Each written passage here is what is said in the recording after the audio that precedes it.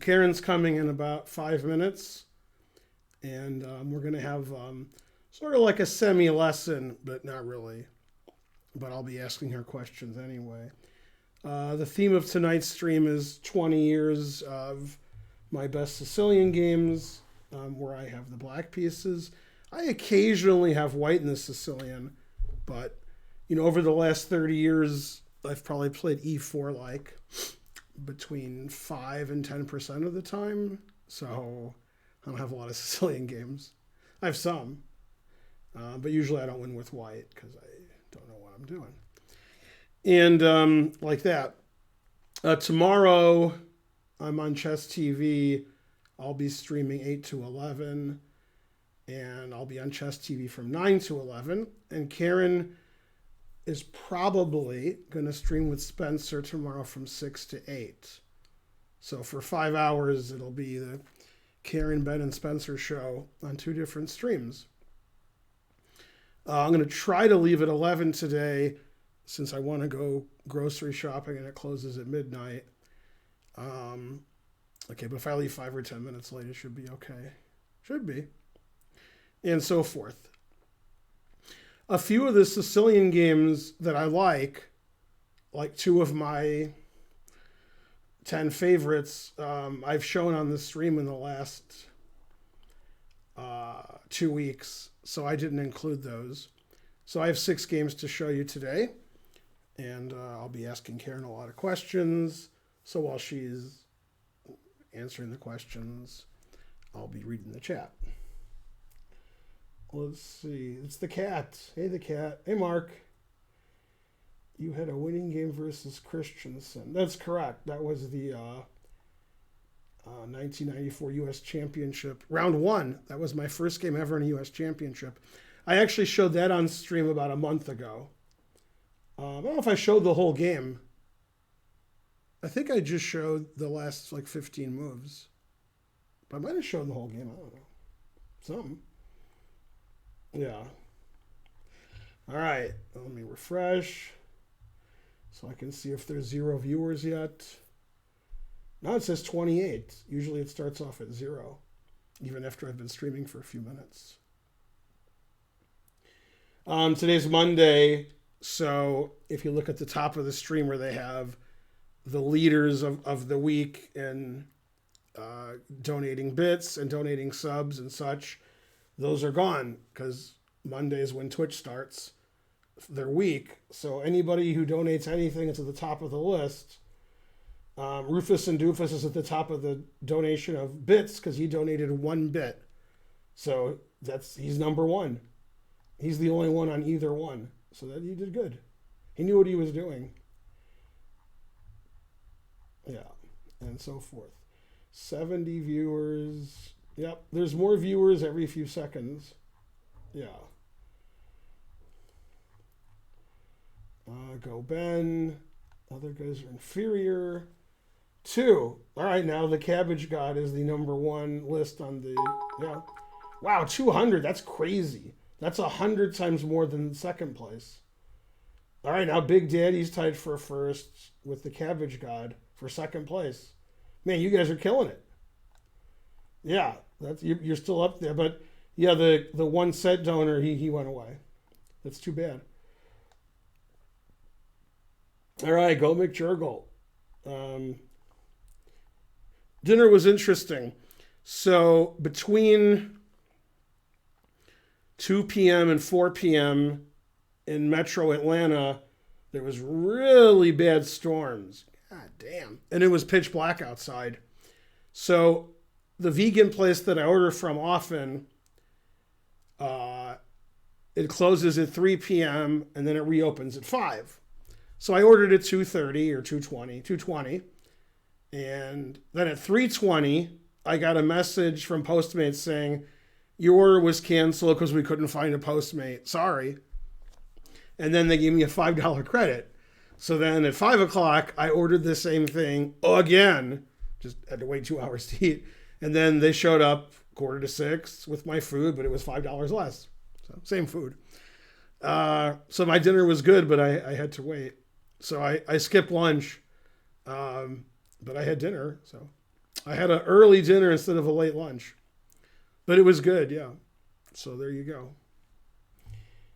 Eat Street. Yeah, I have about 7 apps, but normally I'm using. It depends what restaurant it is. When I order here from the terrible Chinese place, I use Grubhub. When I order at home, the same terrible Chinese place, Grubhub doesn't go there, but Uber Eats does. Same restaurant. And then when I order from the vegan place, I always use Postmates.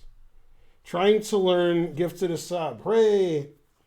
I used to use Eat Street and some other one, and a couple of them disappeared. They got bought up by the other ones, and so forth. Yeah. Now you're number one in the hood. Pinky Jim, 300 Centidu started the train. That's right. If you use the other services, usually the first time they give you something, especially if somebody recommends you, then they get something too. So I can just send you recommendations, Mark, from all the places. And then if you use them, I'll get $25 or something. I don't know. Something like that. Hype Train, yay. You double dare them. Yeah. When I say terrible Chinese place, I don't think they're terrible, but everybody else does. I think, in fact, Holden likes them. So I think they're like a B, but they're not my favorite place. They're pretty cheap. Hey, Dominic.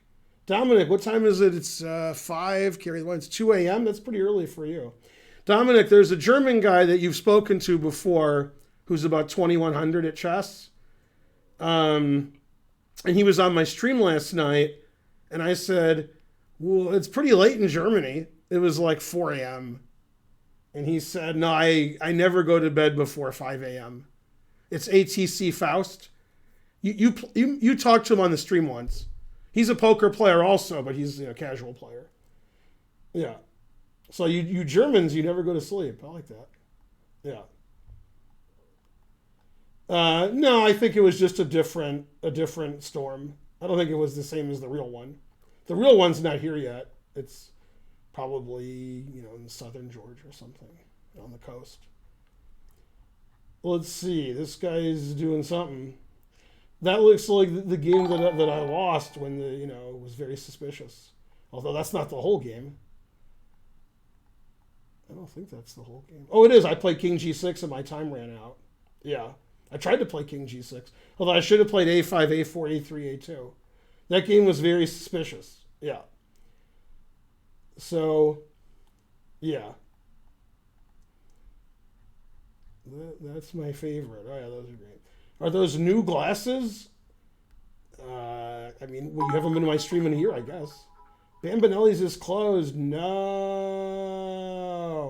I'll never forget Bambinelli's is closed because it's 9/11 right now. That's what time it is, so I'll never forget. Felix Frias subscribed.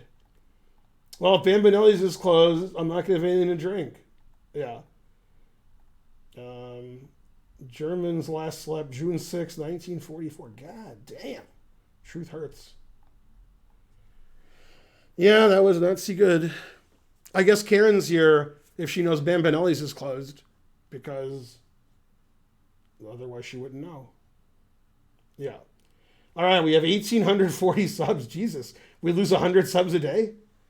I mean, if we had 3,000 subs, we would lose 100 subs a day. But we have less than 2,000 subs and we lose 100 subs a day. So I don't know how that is. Damn. Yeah, we had 1,945 subs 3 days ago. Damn. You're going to Kroger now? But I wanted you on the stream before I streamed. I didn't want to stream unless you were here. I mean, show the games and stuff. All right. Okay. I don't need to drink that much, but all right. I do want to drink, so okay. Yeah. Okay. I guess I'll get a drink then, but yeah, I know. So Karen won't be back for 20 minutes, so I guess I'll start without her. I don't know. Do you want me to start, or do you want me to talk for 20 minutes until you get here? Which I can also do. You will be there quickly? Okay. Are you boycotting Goya beans? I don't get Goya beans, so the boycott wouldn't matter. Gilmore the Great subscribed. Karen used to get Goya beans, so you can ask her if she's boycotting them. I get Publix beans because they're cheaper. I don't care about the quality of any food. I care about how much it costs. Publix beans are like 30 or 40 cents cheaper a can, so I get those. Also, yeah, I'll wait for you. Also, the Goya beans are in the Mexican food section at Publix, and then I go to the bean section, and if they're out of Publix beans, then I get like Bush's or something, or some other cheap kind. Yeah, I can't boycott something I never get. Yeah. To not star by him, exactly. Gary Kasparov played, fell down, raged.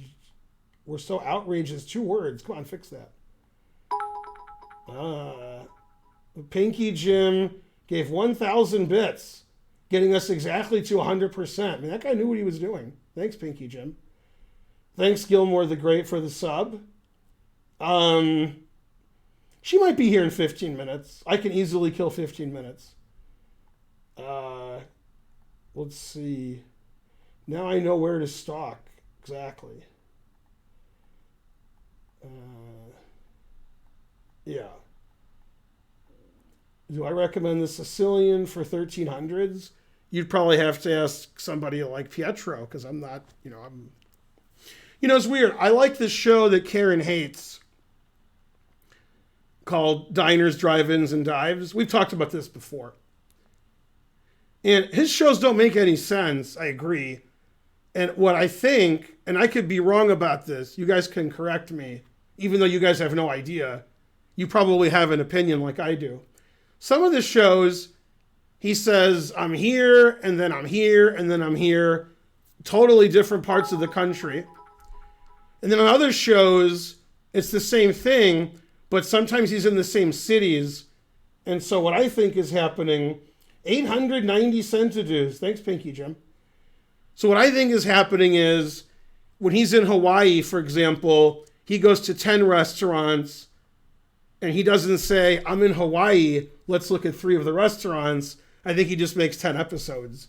And he's like, I'm in Hawaii. Then the next episode, I'm in Hawaii. And so it looks like he's traveling a lot, which he is, but okay. And the reason I'm saying that is there was a 1-hour show on today. These are all old shows. And he's like, Italian restaurants. He's like, the first one I'm in Italy. So he's actually in Italy. And I'm like, all right, he's going to go to place in Italy. And then the second one was like in Boston. And I was like, wait, you were in Italy at an Italian restaurant. Now you're in Boston at an Italian restaurant. Then San Francisco. I'm guessing he just, goes to like 10 restaurants every city he's in. And then he makes a lot of shows instead of, going to 3 restaurants and making 1 show. So that's what I assume. But I was sure he was going to go from Italian restaurant to Italian restaurant in Italy. So I was looking forward to that since Karen and I went to Italy, but then I got tricked. So anyway, yeah.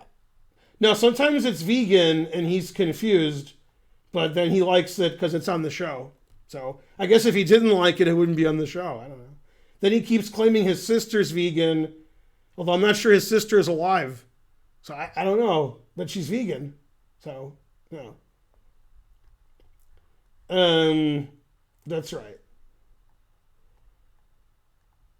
Yeah, production costs. Yeah. And so forth. Anyway, I like that show, but yeah. Managed to get some of the worst restaurants there. Aren't the best restaurants in Amsterdam the Indonesian restaurants? I went to a great Indonesian restaurant in Amsterdam. I went to a really bad restaurant in Amsterdam, but that was before you were all born. Yeah, none of you were ever born. Yeah, Man versus Food I've watched, but it's hard to watch because I'm not a fan of the host. Yeah, I've never watched Chopped because I don't really like cooking shows. I just like I like that show for some reason. The Diners, Drive-Ins, and Dives. I don't know why I like it. Karen gets really mad. Yeah. The most subs I've ever had is about 3,000. Yeah. Yeah, the Indonesian food was good when I was in Amsterdam. But again, everything I did was 30 years ago. So, I don't know. Yeah. subs. Let's see, 1,840 subs. Yeah, I'm getting killed. Man, the hype train's dying over here. There's always like one or two people that are making the train go. And then the rest of you furrow your brow in a vain attempt to understand. I move the microphone to my left. Now, normally it's on my right because the chat's on my right. So if I'm looking at the chat, I'm talking into the mic. But Karen's going to sit over here. So I put close to Karen. So when Karen talks, you can hear her. 300 centidues. Hooray. Oh, well, the hype train's going to die unless somebody donates 3 subs in the next 7 seconds, which seems unlikely. Level 3, what great support. All right, we died on level 3. I mean, we got to level 2 or something. Yeah. What mediocre support is correct. Yeah. Yeah, my trains don't do very well. 3 subs, 3,000 bits. Man. Well, the thing is, there's usually several hundred people watching the stream, and normally 3 to 4 people give money to the stream. So, you know, if like 12 people give money to the stream, I get to level 5 every time. But yeah, the truth hurts. You guys are saving your money for Karen, so that's okay. And give it to her stream. So once again, I've been bumped on Chess TV, but they told me several days in advance. Now, this Saturday and Sunday, I'm going to be doing live coverage on Chess Kid for some kids tournament with Mike Klein. And that's from 10 a.m. to 3 p.m. Saturday and Sunday this weekend. But I don't know if we're on Twitch. I don't understand what's happening.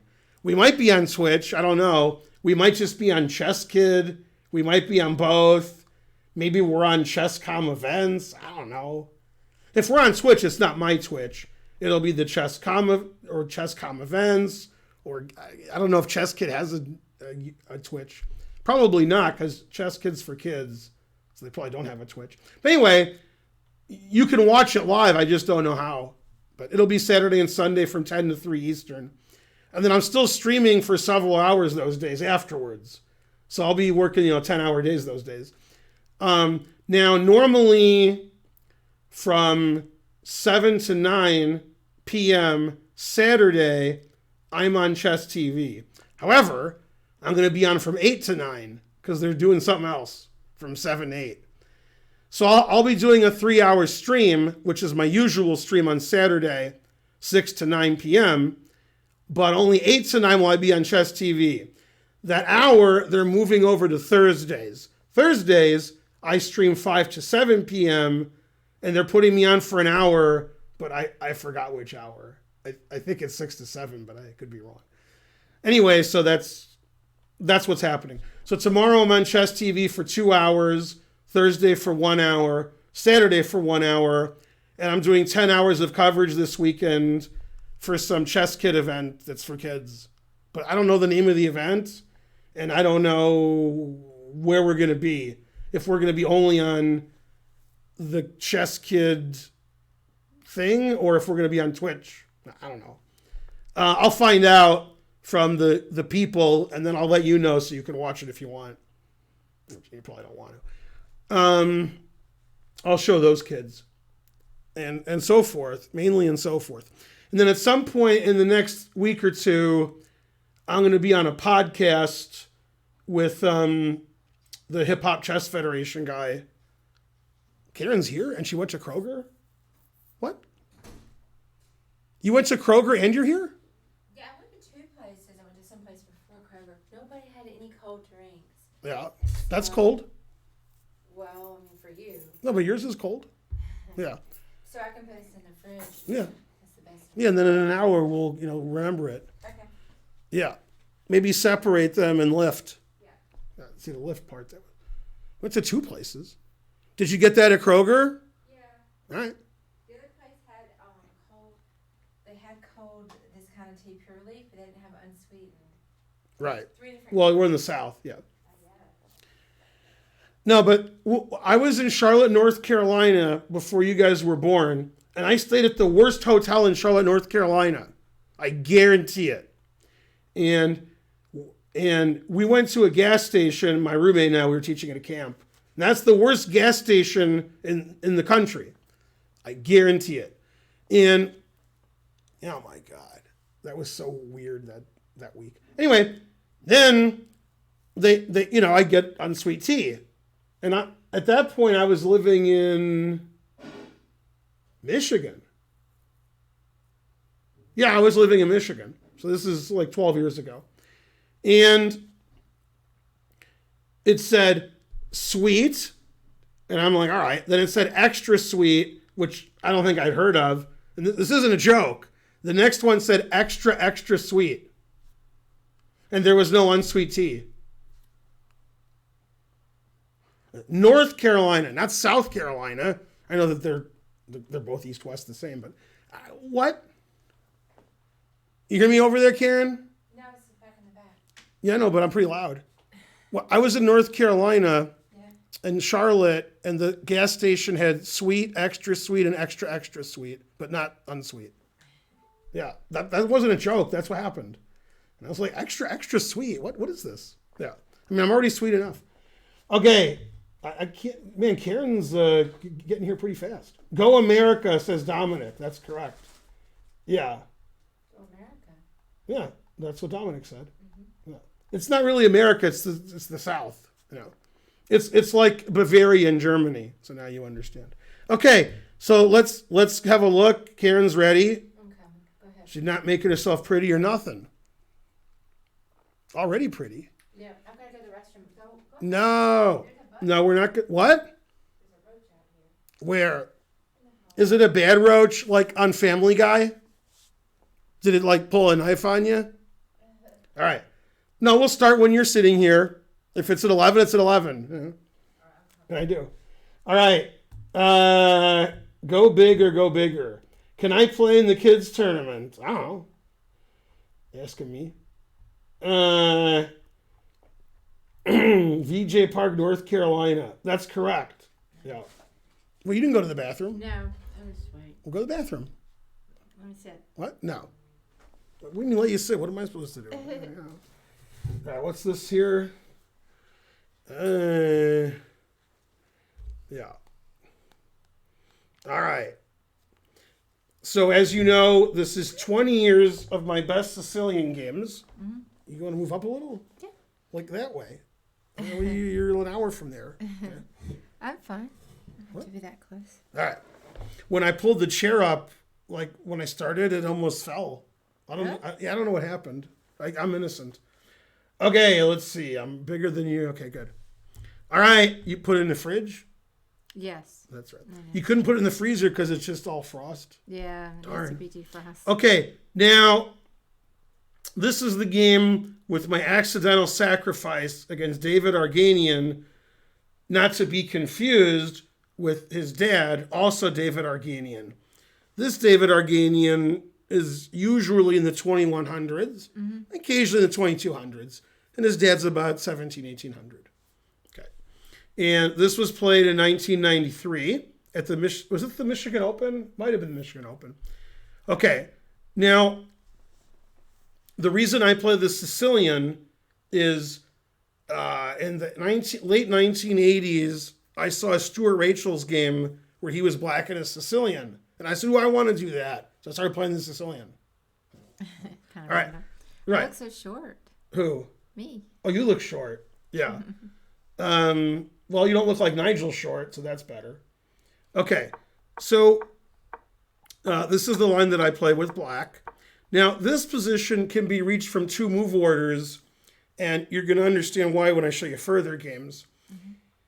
When you play the Sicilian, usually at my level, against people my rating or better, it's an open Sicilian, okay? But some people, especially now, not in 1993, play what are called anti-Sicilians. They play non-standard lines that aren't the open Sicilian. And so you have to decide if you're facing a non-standard Sicilian, what line you want to play. Now this position can also be reached by me playing d6 on move 2. And then here And probably I'm in the minority of getting this position the other way. The reason I get this position the other way is because of a game I lost to Jay Whitehead in the 1987 New York Open. I don't know. 87 is about right. And in that game, I was white. And in that game, I played Bishop B5 against Jay Whitehead. I was white. And he crushed me. And I was like, well, I want to have black in that position. So this move is very common now. And obviously, if I play D6, you can also play Bishop B5 check. Mm-hmm. And you have to decide, do you want to have black in this position? Or do you want to have black in this position? And I think most grandmasters do not agree with me, and they want to have black in the other position. The one grandmaster who does agree with me is Boris Gelfand. However, Boris Gelfand doesn't play the line that I do. He plays another line. But he plays D6 also. Okay, but he likes to play this line with black. Most GMs don't. They'd rather play D6, Bishop B5 check, Bishop D7 with black. And also, your opponent can play the C3 Sicilian, but delay it like I do. So instead of playing C3 on move 2, they play knight F3, then they play C3. So you have to decide, if they play C3, do you want to play D6 or knight C6? Then they play C3. And so you have to know which. Okay. Now, against all of that, I play knight C6, so I don't care. So I play knight C6. That's the move order that I chose. And I think even Stuart Rachel's, the stem game, which made me play the Sicilian, he plays D6. But, okay, I don't do that. Okay. And then you'll see some Bishop B5 games later today. All right. So this is the open Sicilian. And John Nunn calls this the classical Sicilian. Now, here's the first question. Mm-hmm. If Magnus Carlsen was black in this position, what would he play here? He plays a certain way. Oh. I mean, I'm not going to know that. I can give you a good hint. I would tell you and Jill never to play it. Oh, E5? Right. And this is called the Sveshnikov variation, also played by my brother. Okay. And so D6 is the classical variation. Grandmasters who are much better than me typically don't like black in this line. They don't like black in either line. The two main lines are Bishop G5 and Bishop C4. And most grandmasters don't like those Sicilians. Okay. Hey, it's really hot in here. I agree. Did you? I did nothing. Oh. So I would turn it real low. Yeah, because I always I'm really turn it hot. up when we leave. Yes, I didn't do nothing. Okay, let me just. I don't like to walk back and forth. All right. Yeah. No, I was really hot, but I figured I'm always really hot. Yeah.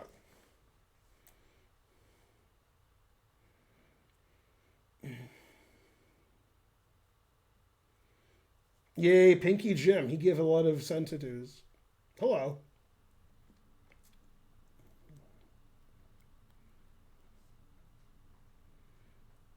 Okay. Now, in this position, a common mistake, and it's not a mistake, but a common mistake by the gawking rabble, which is you play Bishop E3, which no grandmaster would ever play. And in similar positions, but not this position, Bishop E3 is fine. For example, in this position, if I play the knight Orff with A6, then Bishop E3 is a main move. But I'm playing the knight Orff. Okay. And after Bishop E3, I play knight G4, and then my opponents think for an hour and lose. Okay. And there's nothing wrong with White's position here, but this is a line that you have to know, and you're playing it for no reason because it doesn't give White an advantage. But usually my opponents just blunder here. In several blitz games, I've had Bishop G5, which is a mistake. Queen here, threatening this and this and this. Knight takes knight, checkmate. I've had that a few times. Okay, and then here, obviously, I have to play Bishop B5, but already black's better.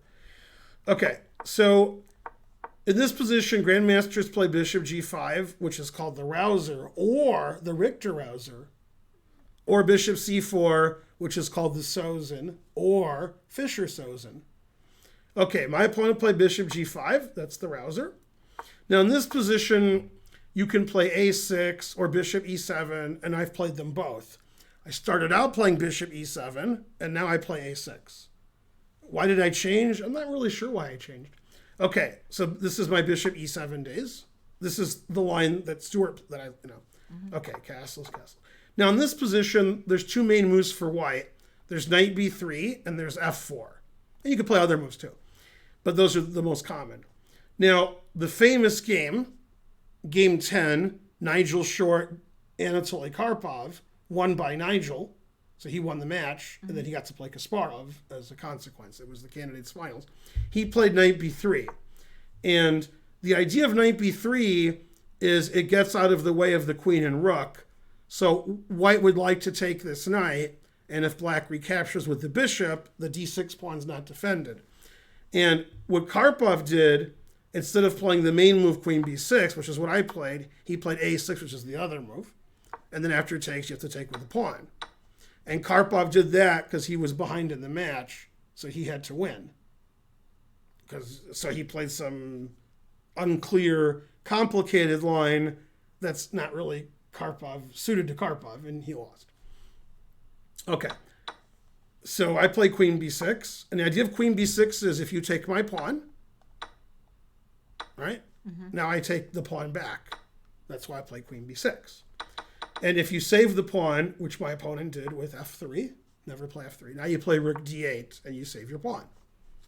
Okay. Now here, he's a low-rated player, so he played like a low-rated player, because that's his job. Okay? And grandmasters would like checkmate me here. You know, like Sam Sevian would just mate me. Okay. He played bishop e3 because it attacks my queen. And at that point, my queen was shiny. So he was like, ooh. Okay. And I moved my queen. And then he attacked it again. And this is no move a good player would play. He played knight b5. Ridiculous. Okay. Terrible. Oh, I have 5 lines showing. Let's make it 3. Okay. I had 0 showing because I forgot about the engine. Okay. And I moved my queen. And the knight is silly here. Okay. In fact, let's just turn that off because I already know this game. Okay, so already black has the advantage because knight here is silly. Okay, he played queen f2. Now he has a battery. I played d5 because in the Sicilian you want to play d5. Let's open the position up. Okay, takes, knight takes. I want to take his bishop, so he played bishop c5. And I checked him. And then always play. King b1. Right. Now, I have a question. Let's say I play knight c3 check. Notice it's check. And I'm threatening rook takes rook. So what would he do about that?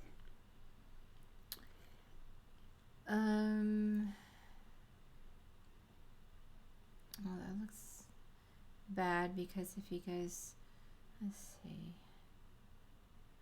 king c1. Oh, he can't go king c1. And then I would play rook takes rook double mate. Yeah, if you take it with the pawn. Then I take his rook. That was the point. Yeah. So what should he do?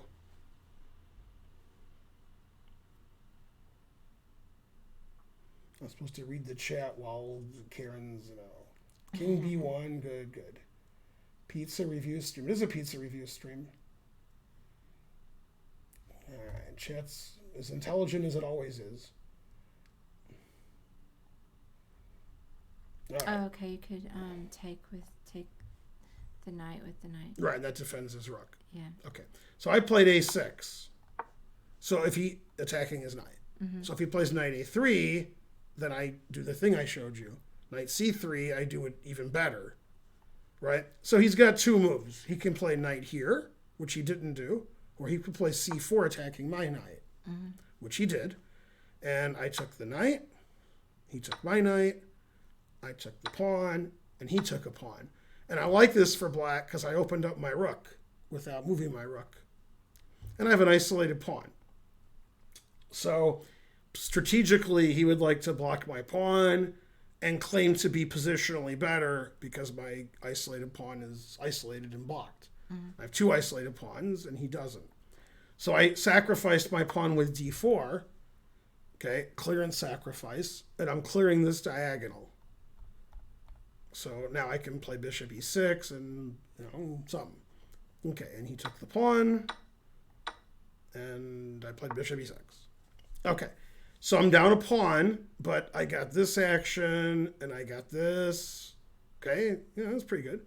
All right, and he doesn't want me to take this, so he can play a3 or b3. They're both good. He played b3. Okay, and now I started thinking, which is not my strong suit. And in my head, I was thinking, I'll play queen f4, activating my queen. If he attacks my queen, I'll check him, attacking his bishop. He'll play bishop to d3, attacking my queen. And I'll play queen a5, and I'll have double up on the bubble up. That was my analysis. So I played queen f4. He did play g3. I did play queen f5 check.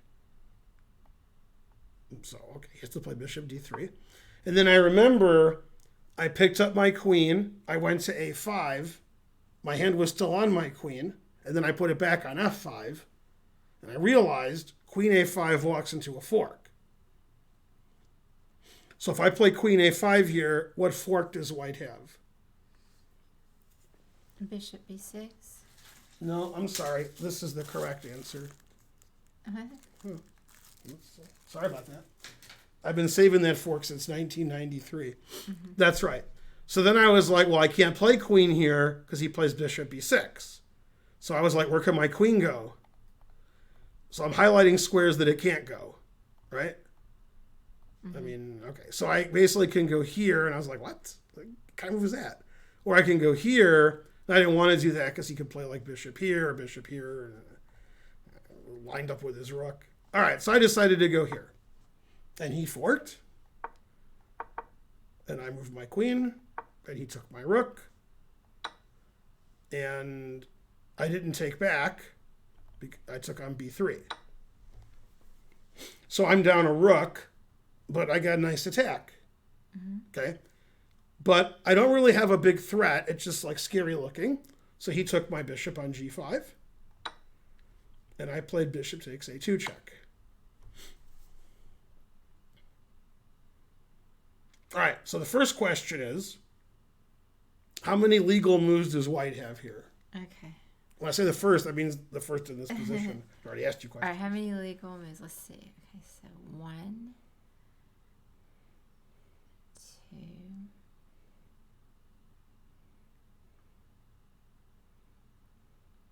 3. I think 3. Three's correct. Yeah. Okay, so he has king a1, king c2, and queen takes a2. King a1 gets mated. I go check, and then mate. Okay, and then queen takes is also bad. I take, and then I go here. And then mate next move. He blocks with a bishop, and I take. He has to play king c2. Okay. Now comes the move of the game. Okay. Okay. Now, this is something I've taught over and over and over again. I've shown this position many times. Okay? So white wants to move his king to the king side. Like king d2, king e2, king f1, king g2. He wants to run away. And I want him to stay right there. And I'm down a rook and a bishop. But I do have a pawn for it. Okay? So what move did I make to prevent his king from running away?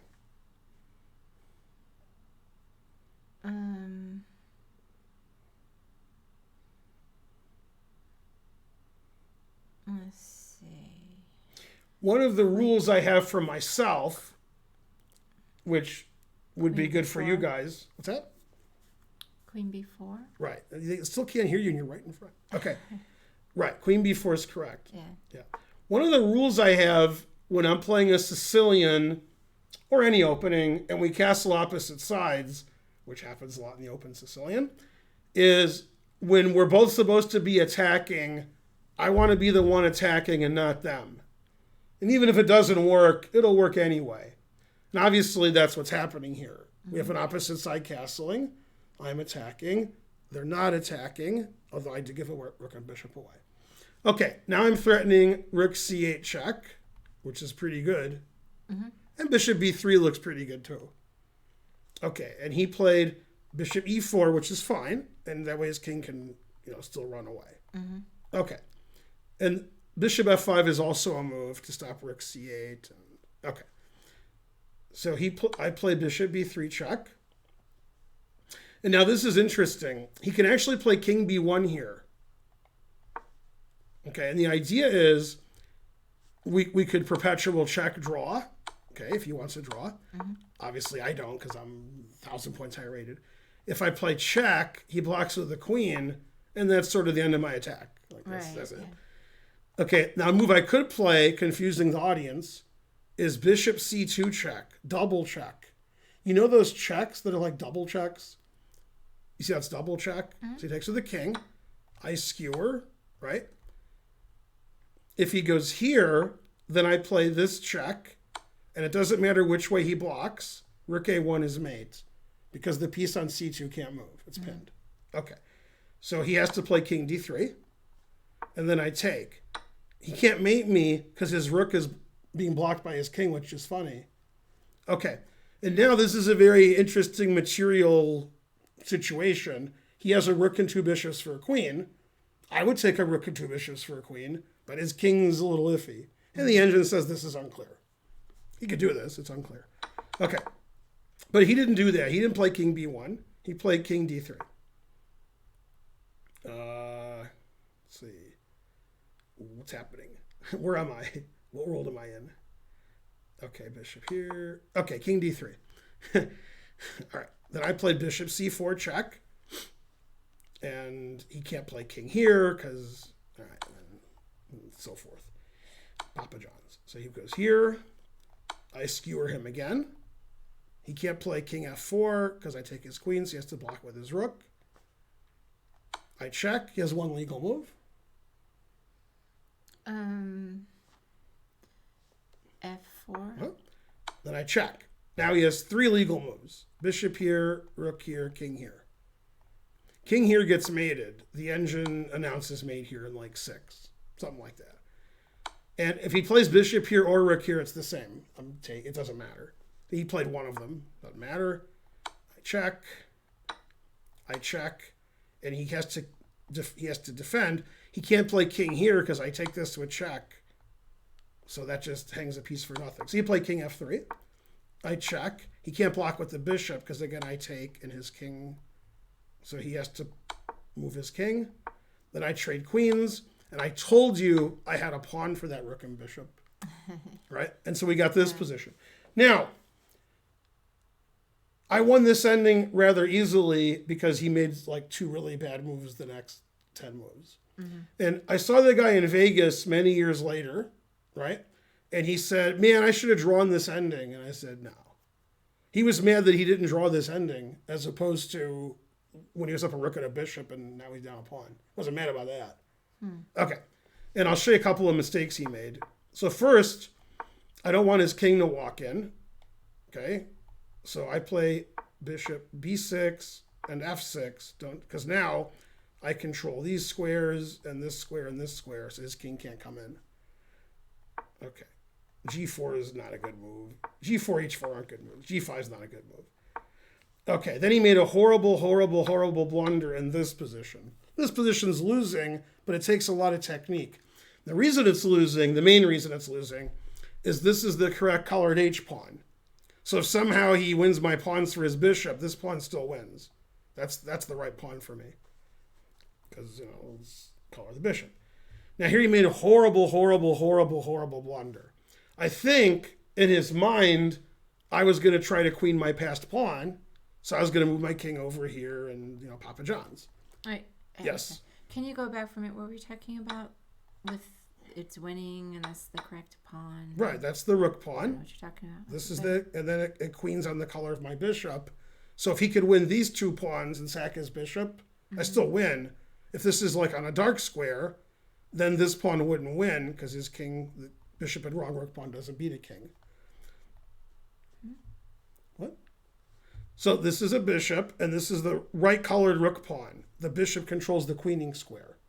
If the bishop is on the dark square where it doesn't control the queening square, okay. then if the king gets there, that would be a draw if I have only those 2 things left.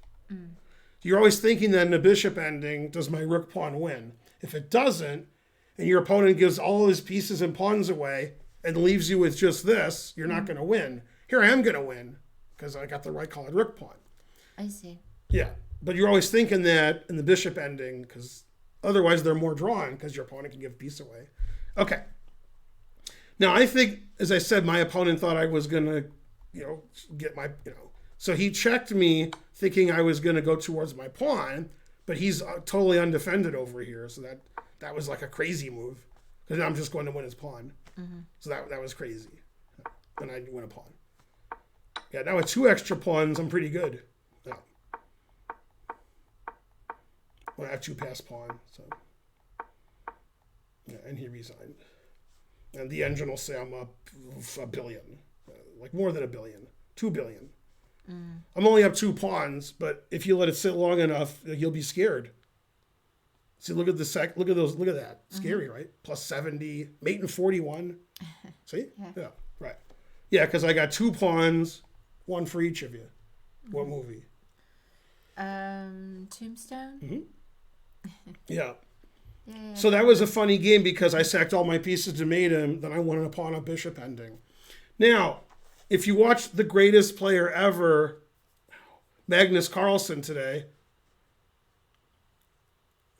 Anyway, the third game he lost in like 8 moves. Okay. The first game was a crazy Sicilian. Both players played badly. They got to a drawn ending, and then Magnus won because Magnus versus Nepomniachtchi in a drawn ending means Magnus is going to win. Mm-hmm. Right. Then there were 2 drawn endings that were drawn. And then Magnus got checkmated like I moved 10 in the other game. Okay, then they played blitz chess, and Nepomniachtchi lost a drawn position, then he lost another game. Okay. So, but that's the right opponent for Magnus is Nepomniachtchi. That's a good matchup. Mm-hmm. Yeah. Okay. Because Geary would have just had 3 boring draws and lost. I mean that wouldn't have been interesting. So the thing is, this reminded me of that Magnus game because Magnus game made no sense and everybody's sacrificing everything. Then they get to some ending where, Magnus is trying to win, like this one. Mm-hmm. So even though the game's crazy, if both players play about the same strength and the objective evaluation is around equal, then you might get some endgame because that's, game kills on. Yeah. All right. This game reminds me of Arginian Feingold. That's correct. I'm going to grab a cup. Yeah. All right. Let's see. What's happening? Resign if I was up a pawn. Exactly. Confusing the audience. Yeah, exactly. Yeah, but Meepex forgot to explain that their children's children are also banned. They're children. Gene Swift subscribed. That was a pretty swift subscription. Yeah. Let's see. Feingold defense. What?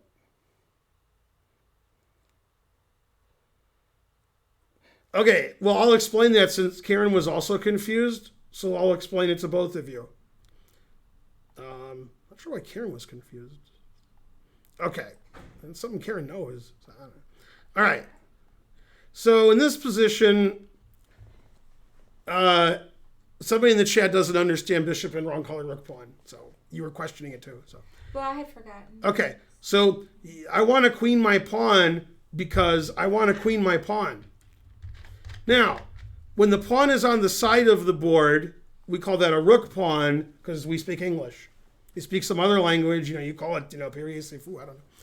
So when it's a bishop and a pawn against a king, you're going to win, with the exception if it's a side pawn, which is the case here, and the king is blocking it, which is the case here, okay, and the bishop controls the queening square or it doesn't. Here it does, so, what? Okay, here it does, so I win. See, I win. Yay, I'm the greatest. Okay. However,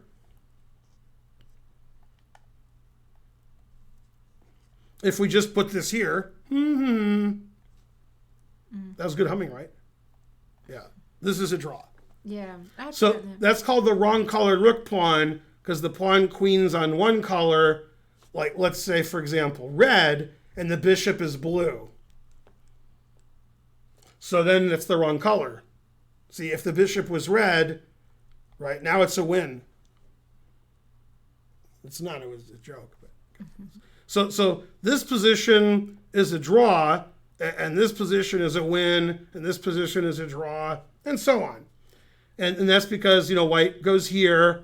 Now, if Nigel Short ever takes over the rules committee, then they're both wins.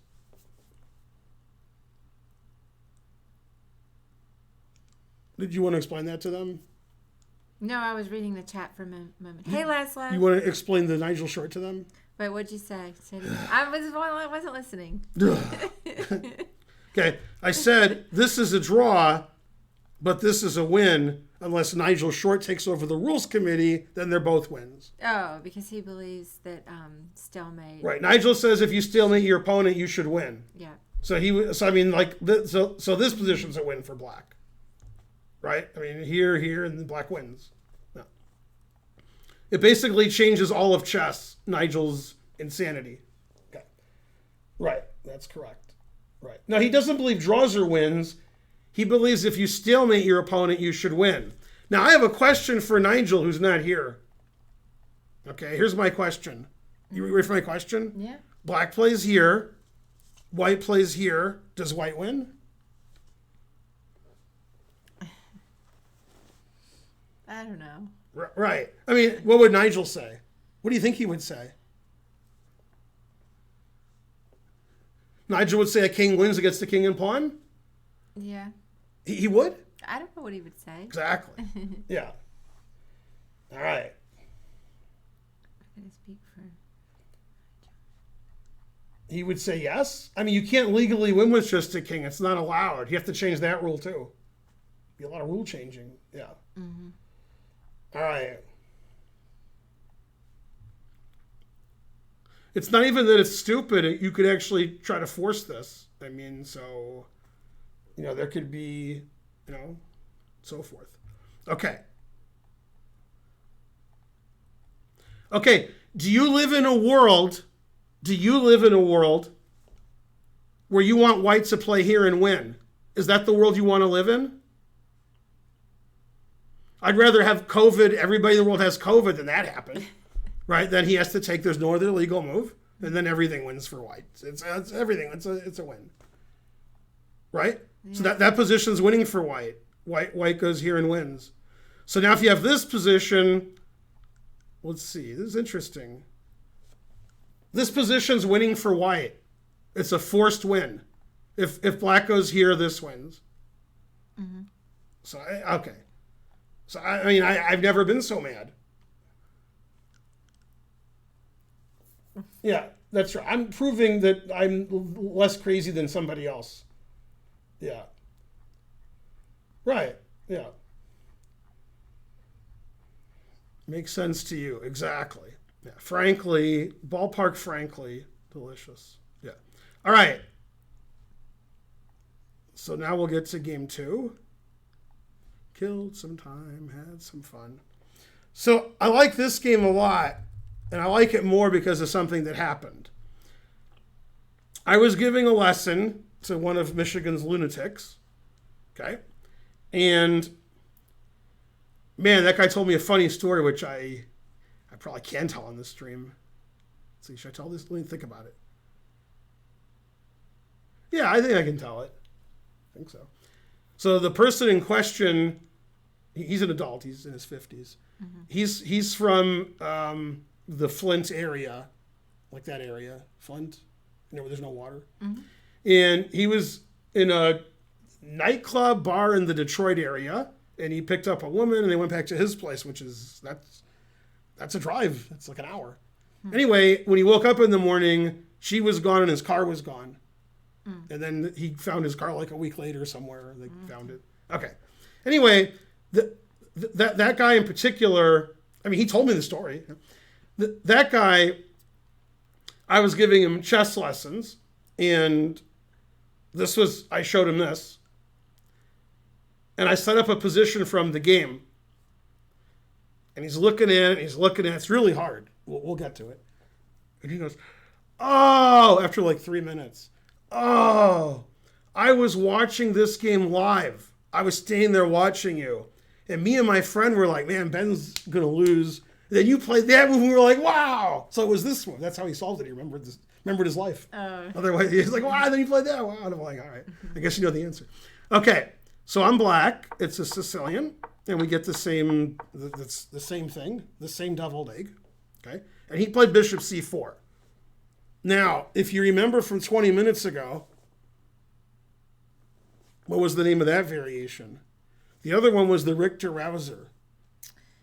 Let's see. Richter Rouser. And then, I don't know. The Fischer Sozin. Oh, yeah. Some call it the Sozin, some the Fischer Sozin. Luigi subscribed. Come on, subscribe. Okay. All right. Yay. So, named after Carrie Fisher. That's right. Okay. Now, in this position, Eddie Fisher.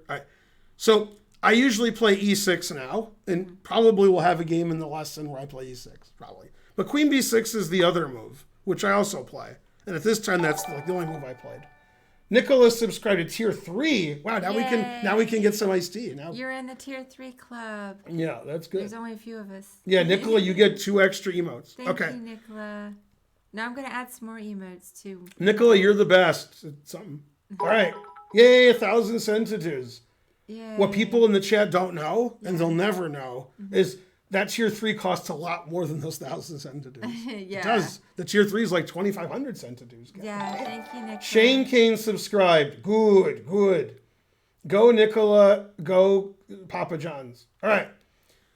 So notice how his knights attacked because I said so. Mm-hmm. Now, let me explain the point of this move, because usually moving your queen out is shallow and pedantic, even though I did it the last game. If white plays the obvious move, knight to b3, saving his knight, now the bishop can't go to b3 where it's safe. So I can harass the bishop and it has to go to something stupid. Fisher liked to put his bishop here. 200 centitudes. Thanks, Grungewort. So this is the main move. Okay. And he played knight e2, which is the other move. Okay. And the idea behind this move is weird. It's to play knight here, and attack on the king side. Okay. That's a lot of night. So I played e6. Thanks for the anonymous gift sub. Thanks, Pinky Jim, for subscribing in tier 3. God damn. Yay, Pinky Jim. What? I mean, tier 3 subs, that's like 20 donations in one. Thank you, Pinky Jim. There are only a few of us. Kangaroo, Thanks, Fly Half, 100 centitudes. Nicola. Okay, so I played e6. Okay. Where's He Kangaroo? castled. I played a6. Bishop b3. Bishop e7. Bishop g5. So he wants to play knight g3, knight h5, and he's harassing me over here. Okay, so I didn't castle king's side, because then this would make sense, like him attacking me on the king's side. So I played knight e5. He can't harass my knight, because it's illegal. Right? And then my knight could go to g6, and my king's pretty safe. Or I could play bishop here, bishop here. My bishop's pretty good. Okay. He played knight g3. And now I can play h6, and if he goes here, his bishop's trapped because of knight g3. Okay, so he played bishop takes knight, and I took with the g-pawn. That way I have the open file. I didn't castle yet. Maybe I'll castle that way, and then I can try to attack his king, because I have a knight here, my rook can go here, I can do that. And this is a really nice pawn structure for being safe in the center. He can't, what's he going to do? Now, what he can do is play f4, except it's illegal, right? So, okay, now he made a bad move, very bad move, a4. That's shallow and pedantic. It's nothing. It loses the tempo. Okay, bishop d7. He played rook e1, which I'm not a fan of either. I played rook g8, and he played knight f1. That's why he played rook e1, so his knight would have a square. He wants to play knight here, and knight's good on e3. Okay, now, since potentially my king could get attacked, since it doesn't really have a safe place to go, I considered playing the move you would consider playing, except for one thing. You know what the one thing is? You wouldn't consider this move. Yeah. And if I said, please tell me some moves you would consider, you would not consider it. Then if I said, tell me every legal move, you wouldn't find it. Just like with Yasser. I told Yasser, if he looked at every legal move, he wouldn't find this move Mario made. So he suggested like 8 moves. He gave up. I showed him Mario's move, and he said, I never would have seen that was legal. So you ready for this move? I don't want you to spill your drink. Yeah, I'm ready. I considered this for a long time. All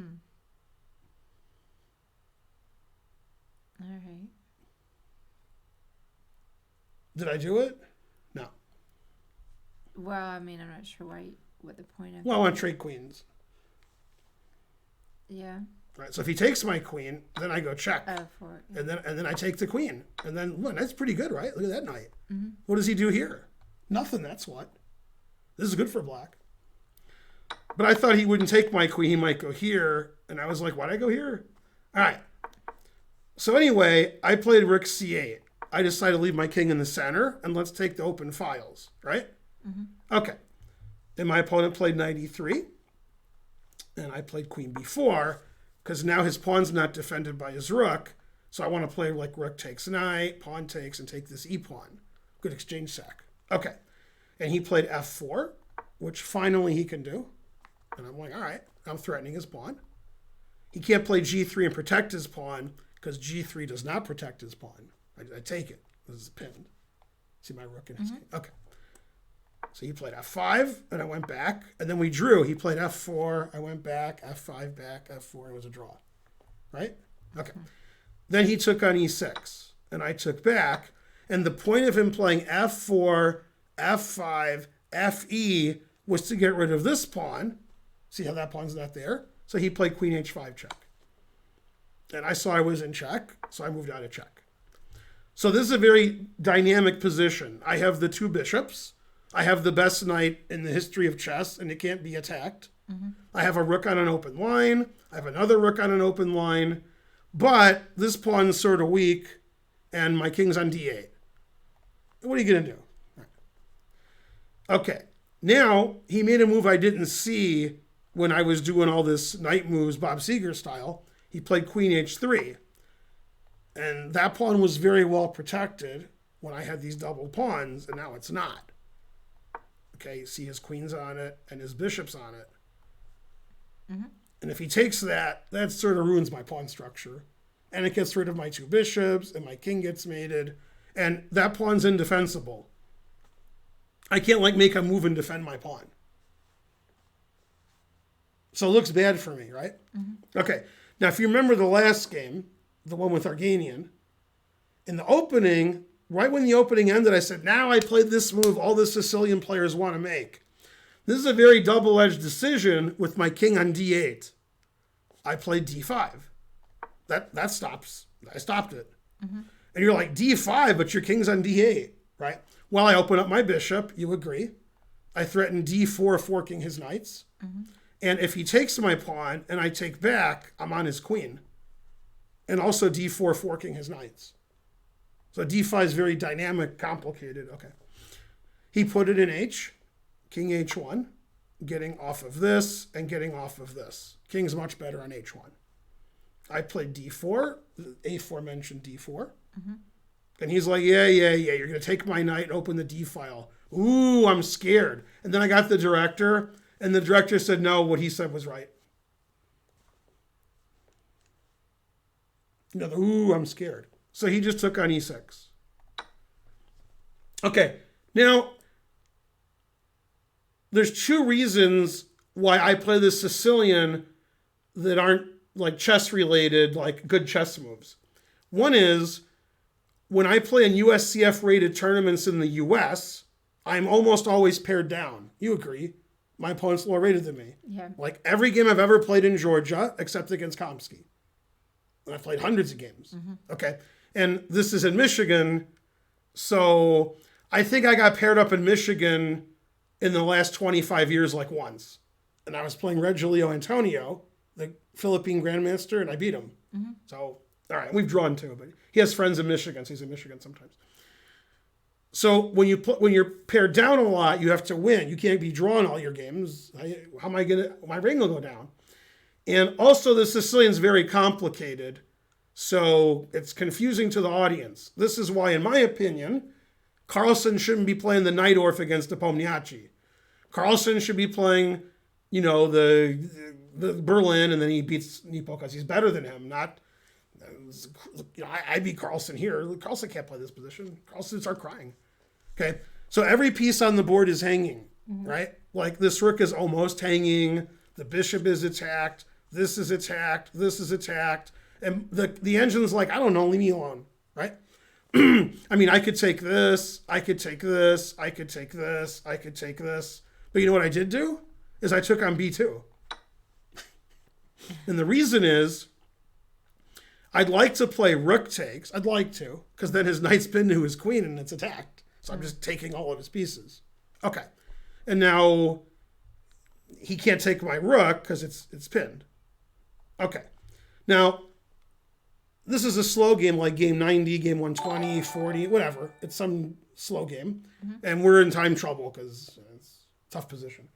Jay Chester subscribed. Thank you. Okay, he played bishop takes d7. And I played rook takes c3. So material's equal, confusing you. But his knight's hanging and pinned. And his bishop's hanging. Right? And I got some active pieces. Okay, he played queen e6. Are you scared? You should be. Pretty scary, right? Okay, and I took on e3. And he took my rook. And I took his bishop. So I have 2 pieces for a rook. Okay, and when he played queen e6, I calculated takes, takes, takes, and then rook here. Okay, and the idea is if my queen moves, doesn't matter where, there's 2 squares, c3 and c2. Rook takes pawn check on b7. I see that. And then queen d5 mate. See this here? It doesn't matter where I move my king. Queen d5 is mate. So if I move my queen, he plays rook takes and mate. If I don't move my queen, he takes my queen. So I set this position up for my student. And I told you that, and then he's like, where's my car? Okay. And then he's like, oh, I was watching this and we thought you were going to lose. And then, okay. Now, he was in time trouble here, and I was in time trouble. We both had less than 5 minutes. And I knew that lost. I'd already calculated it. But he thought it was winning. Okay. So this is black to play and win. So you have one move that wins, and every other move on the board loses. And I've said this on this stream many, many, many times. Some of you are new. Some of you weren't listening. Some of you are like almost passed out from drugs and alcohol. But when higher rated players play, 2,200, 2,600, 3,000, a lot of the times one of them loses is they just miss a move. They're like, I'm winning, I'm the best. There's 30 legal moves, 29 of them they're right, and 1 they're wrong. A lot of times when lower rated players play, like the PogChamps guys, they hang mate in 1, they hang a queen, they're down 4 pieces, that's why they lose. So lower rated players lose because they're down 3 or 4 pieces. And they don't resign, which I agree with, and then they're completely lost for 20 moves and they lose. Higher rated players, like Magnus and Nepomniachtchi, a lot of times they lose because they think everything's fine and their opponent makes a move and they're like, oh, I didn't see that one move out of the dozens of moves. Darn, I wish I saw that move. And that's what happened here. Yeah, I don't know. Right, you have to look for hours. Okay. I'll read the chat and stuff. Yeah. Do you want me to keep looking? Oh, yeah. Yeah, Okay. and when I show you, you might just start crying. That's how good the move is. All right. Well, Yeah, this is like the greatest moment of your life coming up. It was for that student. He was like, "Oh my God, and then you played this," and he was so happy. That was the happiest that guy ever was in his life. Was when I played this move and he watched me play it. He was so happy. All right, I came from the blackout to watch Ben. The blackout? What? What are you guys talking about? Yeah, The what blackout? I don't know. Oh yeah, the PogChamps, it's gonna be roasted forever. I roast everybody. What about the PogChamps? Well, you're still roasting the PogChamps. I'm like, yeah.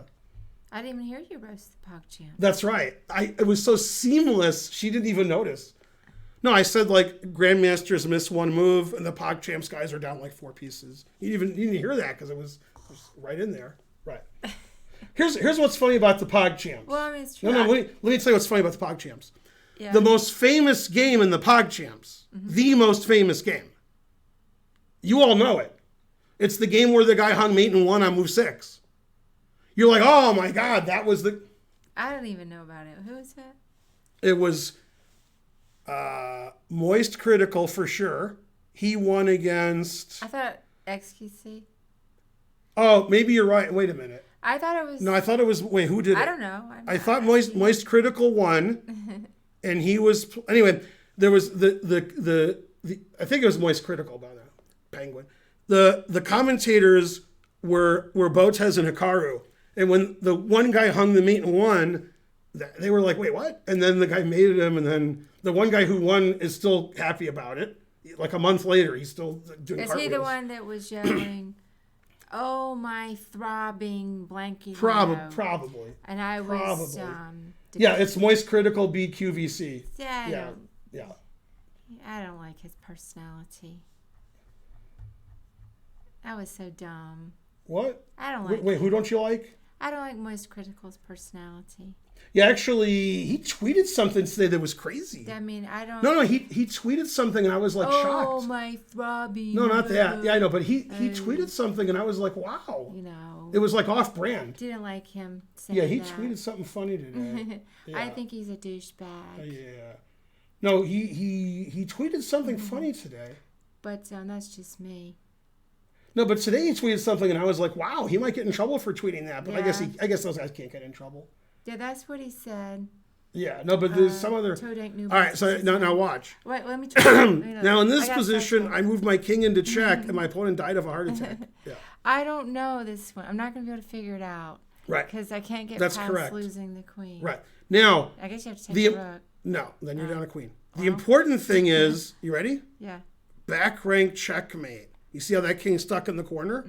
Okay, he has 2 rooks defending the back rank. Yes. You agree? I agree. If he takes my queen, which is his threat, he has 1 rook defending the back rank. Right.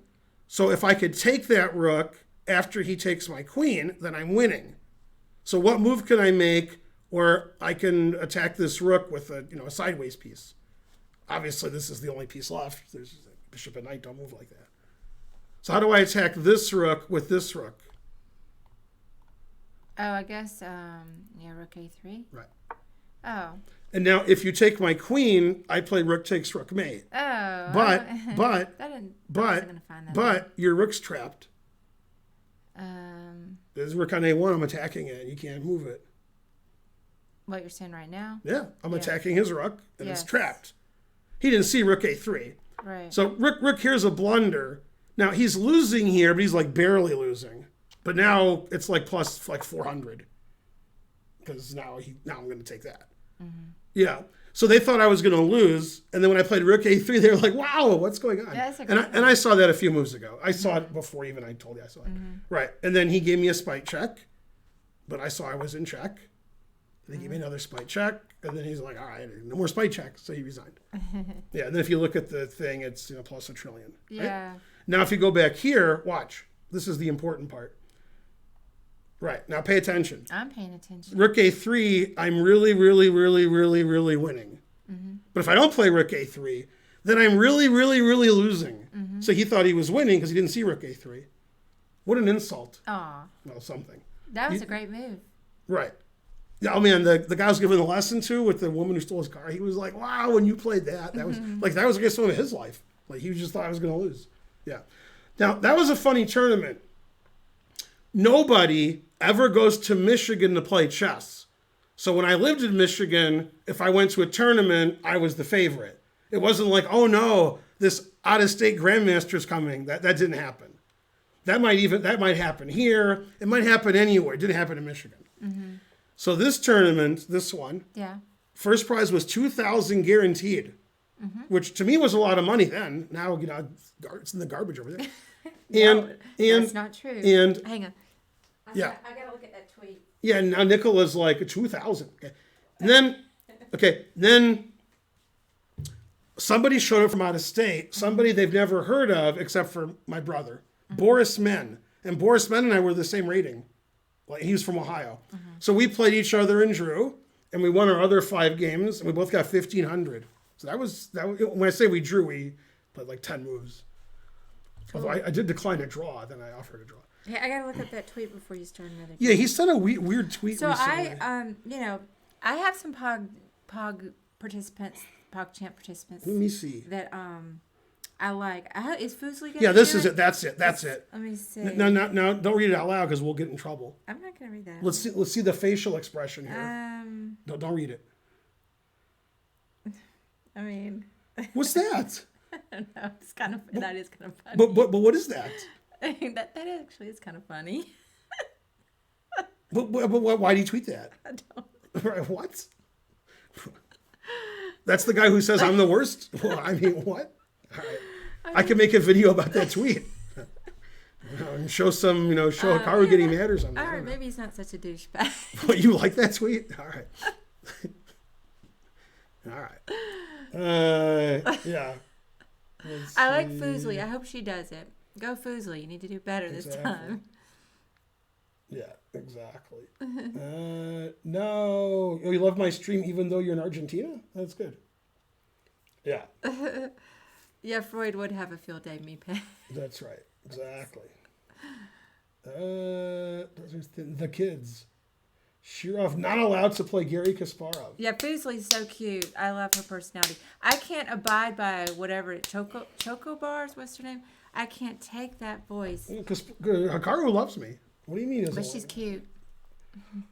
All right, 414. All right, so I played there. I won Papa John's. Yeah, that's a great move. Yeah. I enjoyed playing that move because I won instead of lost. Okay, this game also ended on a blunder where my opponent put his head down and shook his head for like 5 minutes.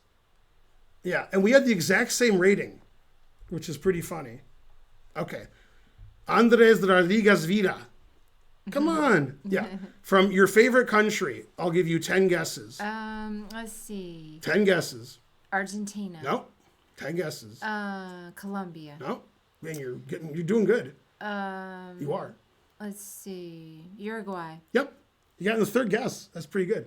Highest rated player in You Are Gay, as Homer called it. Yeah, Homer had a globe. Or maybe it was Bart. No, Bart wouldn't say that. Or maybe Bart would. It's the Australia episode. Okay, and he's like, Rand McNally, where's that? That's the name of the globe. Yeah. And then Lisa says, and Rand McNally, hamburgers eat people. And he's like, wow. He's really excited. $99.99. Thanks, JAA. Yeah. That's my favorite donation. Thank you, JA98. Perfect. Yeah. Anyway, he's like, You Are Gay. What kind of name is that for a country? And then Lisa's like shaking her head. Yeah. Yeah, that was great because what happens is Bart calls this kid in Australia because Lisa told him the water spins the other way because of the Coriolis effect. And so Bart calls and he's talking to some kid and he's put him on hold. And then when the Australian guy, it was a collect call, and the phone bill was like $1,000, and the guy was furious. And anyway, Bart had to go apologize. All right. Anyway, so I'm black. Now here's what happened. Yeah. This is a very complicated story. I'm listening. In 1999, the World Championship was in Las Vegas. That was the Kasparov short times. Okay. So Kasparov was supposed to play short for the World Championship, and FIDE said, you're going to play here, and this is the prize fund. And Kasparov and short went to rehab, and they said, no. They said, we're going to play here, coincidentally the same city, and this is the prize fund. And then FIDE said, no, we run the tournament. And Kasparov says, I'm Kasparov. And Nigel Short said, that's Kasparov. I'm getting more money this way. Now, from a perfectly practical point of view, Nigel's not going to play for the World Championship anymore. This is it, right? He knows that. He knows he's going to lose the match, and then that's it. That's the end of his World Championship. If Nigel could win the World Championship match and then play more World Championship matches, he might have said, oh, I don't know, Gary, FIDE's right. Then FIDE might make him the, But he knew. So he went with Gary, and FIDE said that match doesn't count. You're not the world champions anymore. Then they had their own World Championship matches and tournaments. This was one of them. Now, the U.S. Open was in Reno at a very similar time, and this is a knockout event. This is like a 128 player world championship knockout. Maybe it was 64 players, I don't know. Anyway, a lot of the people got knocked out, and then they went to Reno and played in the U.S. Open. That was what this guy did. This guy got knocked out, and then Reno's near, he's from Uruguay. So, all right. And so I played him, and we had the same rating, which is weird. You don't get paired with, U.S. Open, there's a billion people. Okay. Hey, you have what? You wipe right there. Huh? Let me look. Right there. Here? Other side. Here? In the corner. Oh, here. There you go. Huh? You're like imagining stuff. Might be some toothpaste. It's okay. Got it. No? No. What do you mean no? What? I wouldn't worry about it. It's very small. Okay, that's what she said. Now, in this, so we got the Sicilian, you agree, right? You've seen this before. Yes. Okay, and this is called? The Fisher Sosa. That's correct. Okay, now, for $1 trillion, Yeah. in the last game I just showed you against Dennis Seawald, what did I play here?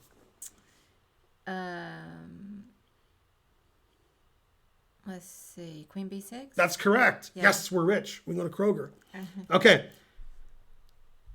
But, and I said I play that, and I also play another move. Here, I played the other move. This is later. I played E6.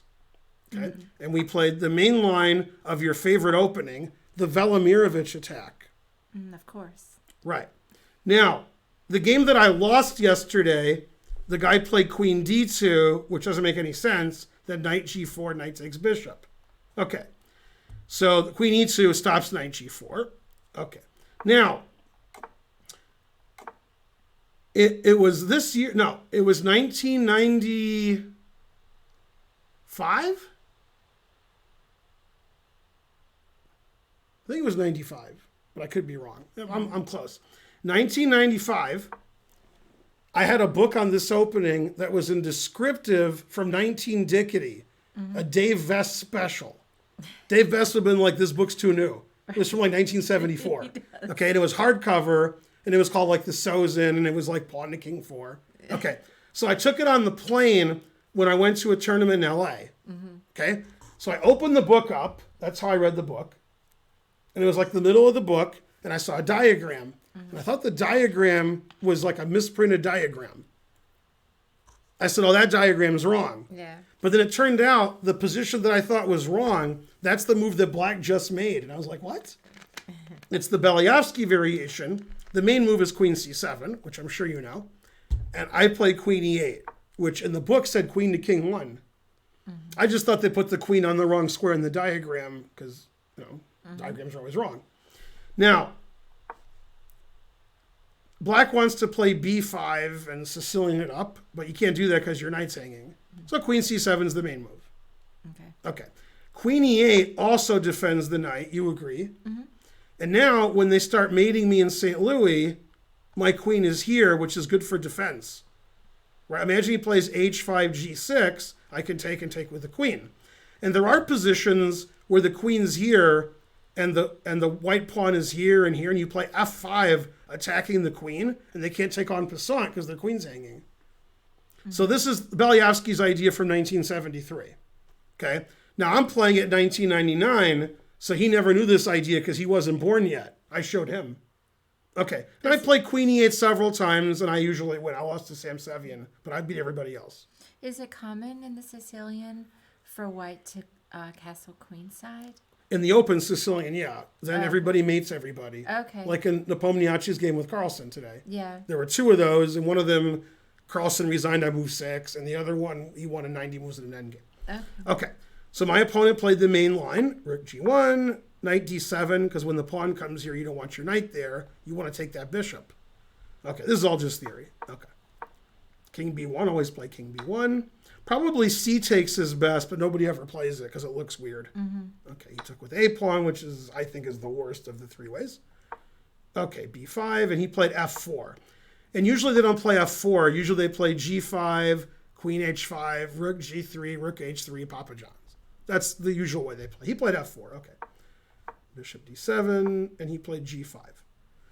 Okay, I played B4, so it's really exciting. And we're the same rating, so it's even more exciting. Okay, he played Knight A4, I took.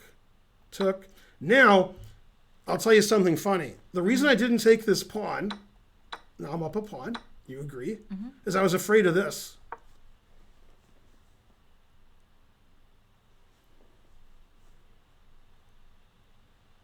Yeah. And the idea is, let's say I defend my bishop, I don't know. Then I was afraid of this. Let's say I go here just for kicks. Oh, yeah. And actually the computer says I made it in 2 moves here. Like, no. So I was afraid of like stuff like that. Okay. Now, if you don't want your opponent to mate you, now that's not going to happen. And probably I should have done that. But I traded all the pieces off, equalizing the game, so Giri will be proud of me. So you see this position has like a big attack for everybody, and there's a lot of pieces. I vacuumed the board now. Everything's gone. Watch. E5. You take it, winning a pawn. I take the knight. Now I play bishop c5, attacking your rook and the bishop. So you play bishop d4. Take. So I really vacuumed the board there. And I was like, well, neither one of us is going to mate the other one, but this pawn's isolated. And, you know, I guess my king's pretty safe. Okay. And now I played really, really, really badly because, you know, you do what you're good at.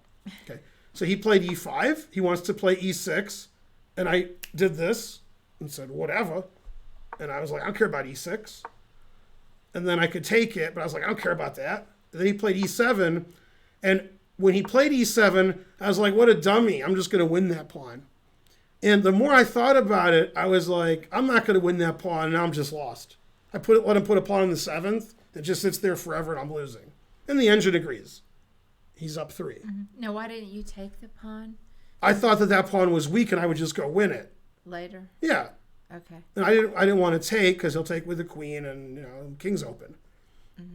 Okay, so there was really, really, really, really, really bad judgment on my part. Okay. Now I decided I went too far letting him get his pawn to e7. So I said we have to confuse the audience Nepomniachtchi style, which was weird because Nepomniachtchi wasn't born yet. Well, let's see. Oh, yeah, he was like 10 years old. Right. He was 11 years old. I'd never heard of him because he was like 11. So what move is the most confusing move ever? b3. That'll confuse him, right? So he took it. And then I played check. So his king is a little open, a little counterattack. Now, if you look at the engine, you'll notice that I'm losing. Because that's pawn on e7 is really good. Now, he made a move, and there's not enough atoms in the universe to put enough question marks next to it. Okay. And again, his move loses. And if it doesn't lose, then it just wins. But he didn't see the winning move, so he thought he was winning.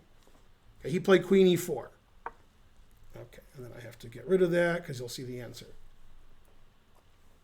Well, if we trade queens, I'm not going to mate him. Then he has that passed pawn in the 7th rank. He can walk his king up. He's up a pawn. Papa John's. Now, let me show you a variation before we continue. Okay. If I take the pawn, for example, Yeah. then he takes that.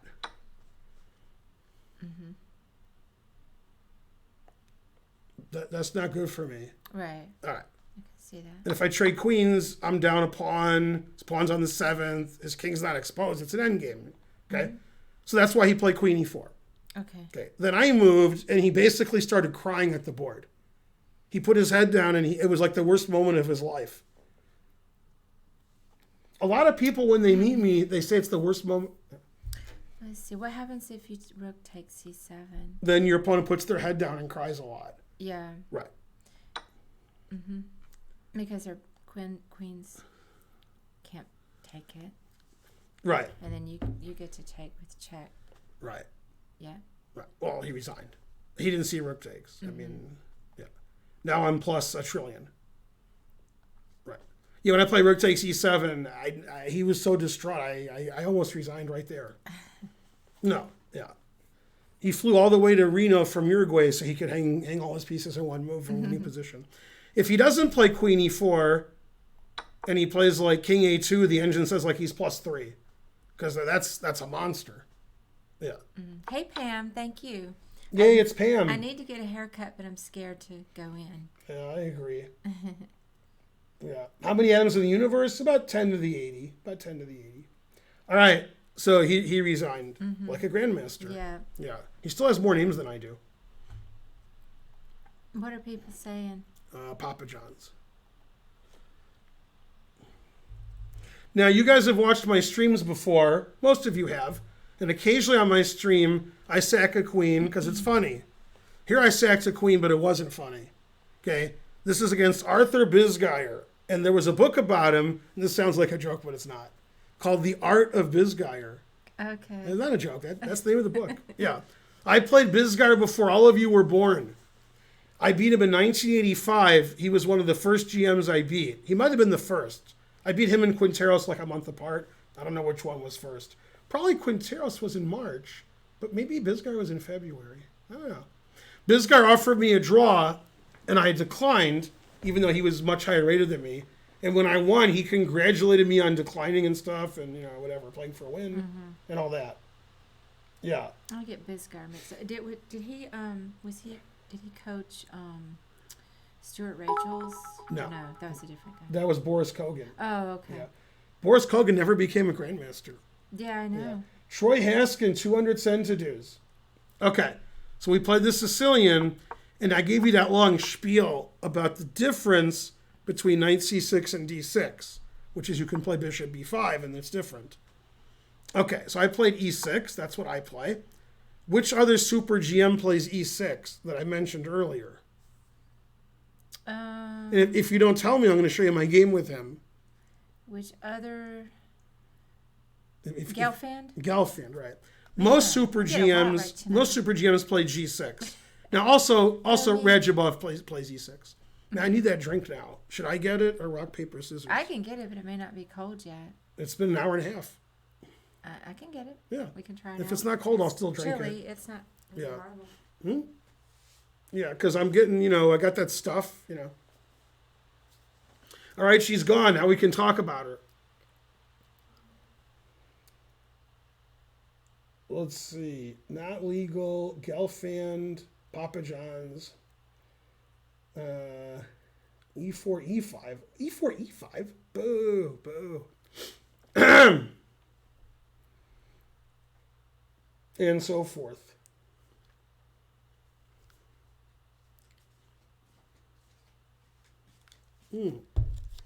Frankly. Delicious. Yeah. Maybe. They always fill it up too much. It spills. It's impossible to not have it spill. What are people saying? They said, I'm great. Who's that woman? No, they didn't say that. Fraudwit subscribed. Frankly, whatever. Yay. I just started playing chess. Why am I not 1800 already? Thank you. That's Fraudwit. correct. That's because you didn't donate enough. That's okay. So I played e6, and he took. Do you think grandmasters usually take with the D pawn or the B pawn? What's your opinion?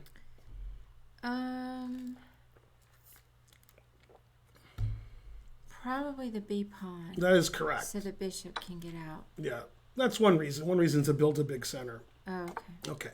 Now I play knight e7 because the Jay Whitehead method that beat me before you were born was knight g6, e5, d5, Papa John's, and f5 later. Okay, that's what I did.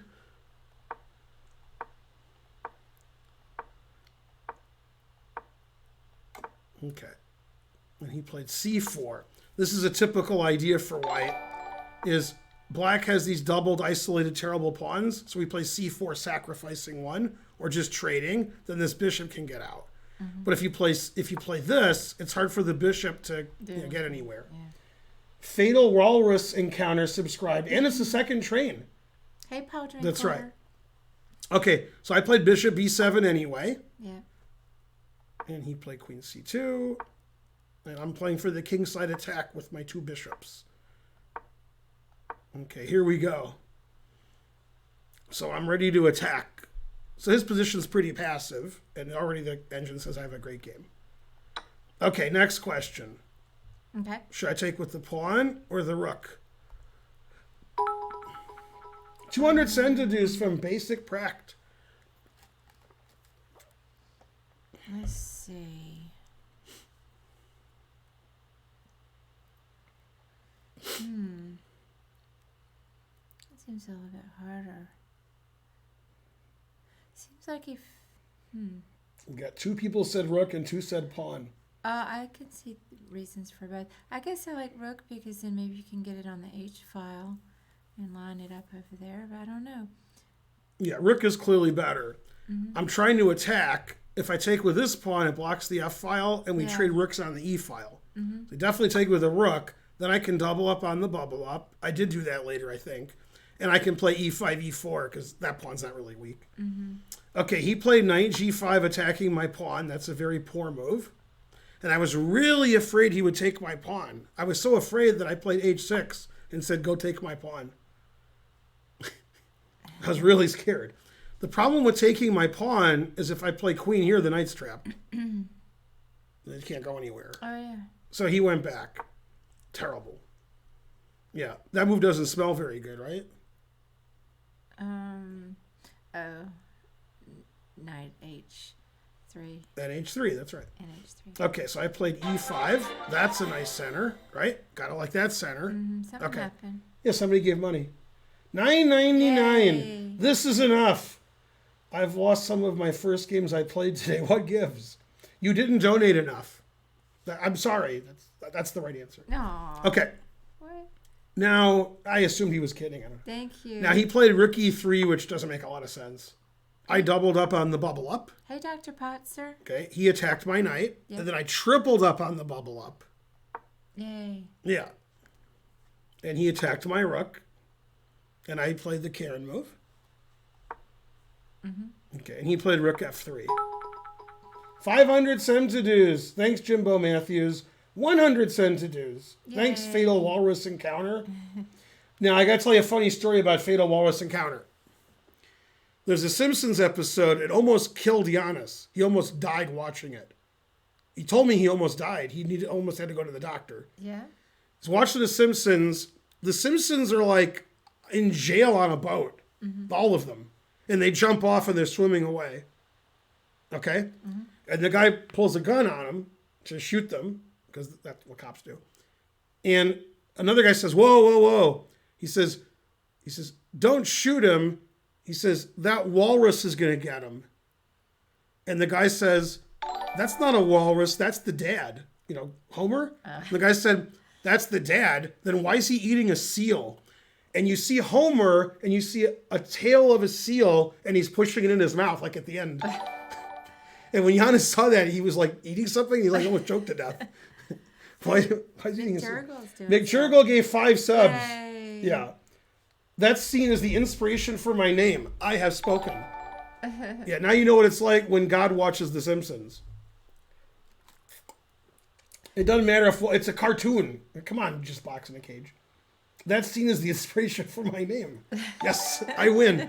Now, like I wouldn't know that. Terrible. Come on. Now, probably nobody's ever pointed that out before. that was the inspiration for the name. What? Karen memes, Karen. No, boo. I knew what they meant. It Yeah. is confusing. I have to reclaim my good name somehow. All right. Now, my move is not necessarily the best move, but you have to do it. This is the move you would play. Now, this pawn is defending the knight and the rook. Yes. So I took the rook. And then I took the knight. So I sacked a queen for a rook and a knight. But, I mean, my rook's here. My other rook's here. Here comes my knight. Here's my bishop's on this diagonal. My bishop's on this diagonal. Right? And then what's this all about? What's that? Ooh, I'm scared.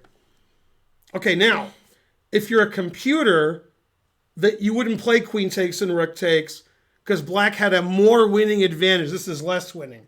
However, if you're playing a human, this is more winning because now they have to defend accurately.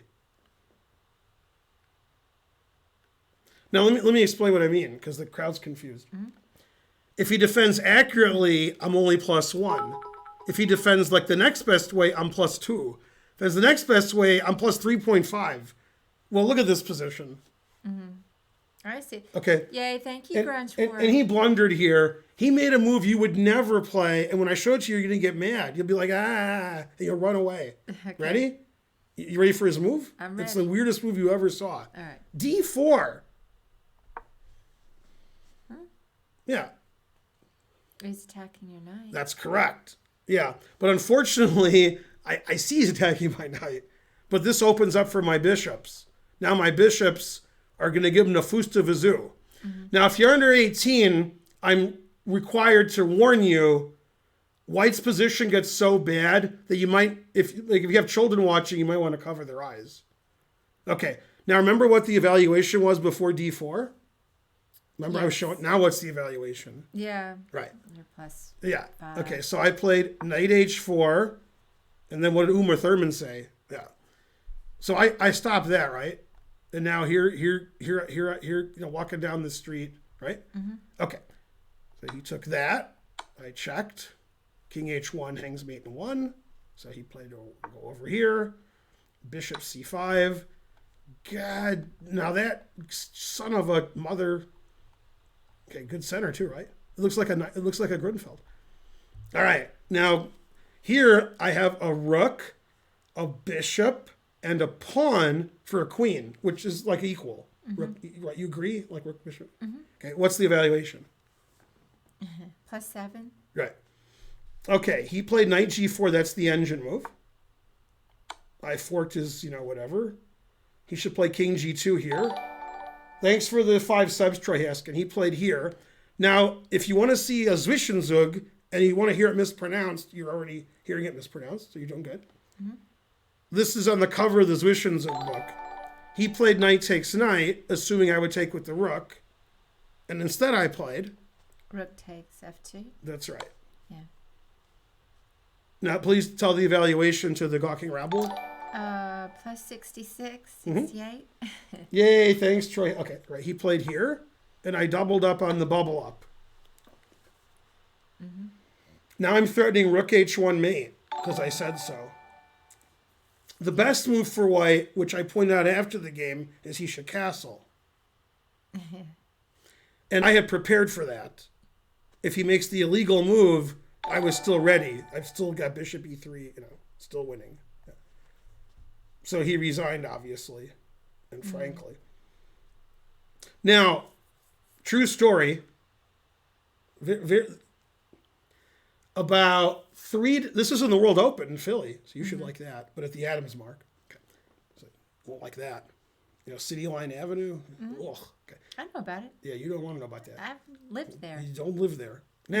Now, 3 days after this game, somebody came up to me, the gawking rabble, and they said, "Oh, I really liked your queen sacrifice," and I didn't know what they were talking about. They were talking about this game, and I'm like, "Oh yeah, I sacked my queen that game." I don't know. It didn't seem like I sacked my queen. I just destroyed him. But I assume when somebody says they like one of your games, they mean like the game you just played. I was like, I didn't sack my queen. What's he talking about? But he meant this game, but I forgot I sacked my queen this game. Yeah. Now that's a position. That's a woman. That's a tree. Yeah. Why don't you like City Line? You remember the Adam Smart Dr. Potzer? Adam's Mart. Oh, he means Adam's Mark, but he typoed. Yeah.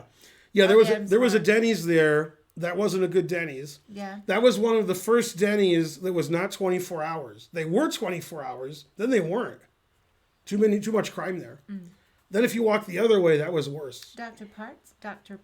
Oh yeah, he's been there a million No, times. Dr. Potzer is a she. What? We know her. Oh, I was thinking of the other guy. The other, Oh, Dr. Tesseract. That's right. I'm getting confused over here. A couple of doctors. Yeah. Now, this is a true story. After the Adams Mark was torn down, it became a Target. And I actually went to that Target once, which is weird because, it's a coincidence. Yeah. Indo Queen donated several centidues. Thank you. I don't know how many, but several. Thank you, Indo Queen. Yeah, How's it going? that's right. What else did we miss? Somebody said something, but I don't know what. Oh, here it is. I'm a noob. Where can I watch pro chess tournaments? You would watch them on Twitch. That's where you watch them. You can watch Hikaru's stream. You can watch the chess.com Twitch, or you can watch Chess24 Twitch. And who else shows them? Mm-hmm. Oh, and Anna Maya, she shows sometimes. Anna Maya, sometimes she shows. commentary Yeah, sometimes. sometimes I do, but not lately Ben does because you guys suck. And Gotham Chess does commentary. And Gotham Chess, that's right. yeah. And sometimes the chess Twitch channel will have commentary. Yeah, here he resigned and then some. Yeah. Mm-hmm. Luckily, he's set up for the next game. With this. Yeah. Mm-hmm. Etc. Yeah. All right. Well, that was an exciting game. Yeah. This is one of my favorite games. And my opponent yelled at me afterwards. Because it's Anatoly Lane, so that's what happened. Who? Anatoly Lane, R.I.P. He always yells at you after the game. Oh, he was a yeller? Yeah, he's like, you are, you. Yeah. After the game, I told him, we were analyzing it. And I said, I like this idea I played. And he said, your idea? And he was like furious because he says, that idea was known, 500 years ago when I was a kid. He was a lot older than me. He was a lot older than me. He's like twice my age. God damn. Yeah. Yeah? Yeah. When I say he's twice, he's more than twice my age. Mm-hmm. Now, if he was alive, which he's not, he'd be twice my age. Yeah. All right, the hype train needs 100 centidues to get to level 5. Really, it needs 100 centidues. Yay. 100. Thank you, Laszlo. You got 10 seconds to give 100 centidues. Otherwise, I'm finished. He gifts. Laszlo Damas gifted a sub. Thank you. No, nobody's give 100 centidues? Really? Damn. For what? Yay, thanks, Basic. Kids get to the next level. Oh, it got there. Yeah, thanks, Basic Pract. Man, nobody... Hiding box would have been too late. Yay. I think they did it. Getting rid of the castling rule is as crazy as the Nigel stalemate. They're equally crazy. There's no reason to change any of the rules. There's no reason. Rules are fine. Okay. Now let's get back to whatever we're doing. Was this the guy who was upset you didn't initiate the handshake? No, that's Gennady Sasanko. No. This is Anatoly Lane. I'll tell you an Anatoly Lane story. Washington, D.C., last round. Mm-hmm. We both got 3 out of 4, so we're hoping to get 4 out of 5 and tie for second. I'm playing Lane, I'm black. Mm-hmm. Okay. As Karen knows, when you're black, you get choice of equipment. Mm-hmm. It's a random U.S. tournament, so there's no equipment. So I put my pieces and my board and my clock, and I'm ready to go. Okay? The round starts, Lane shows up, he's got Rufus and he's got the ragtag. He's got to say, nothing. Okay. So he says, can we use my clock even though game's already started and I'm black? And he says, I have this new clock. I like this clock. I'm like, fine, I don't care. So I take my clock out, put his clock. Can we use my set?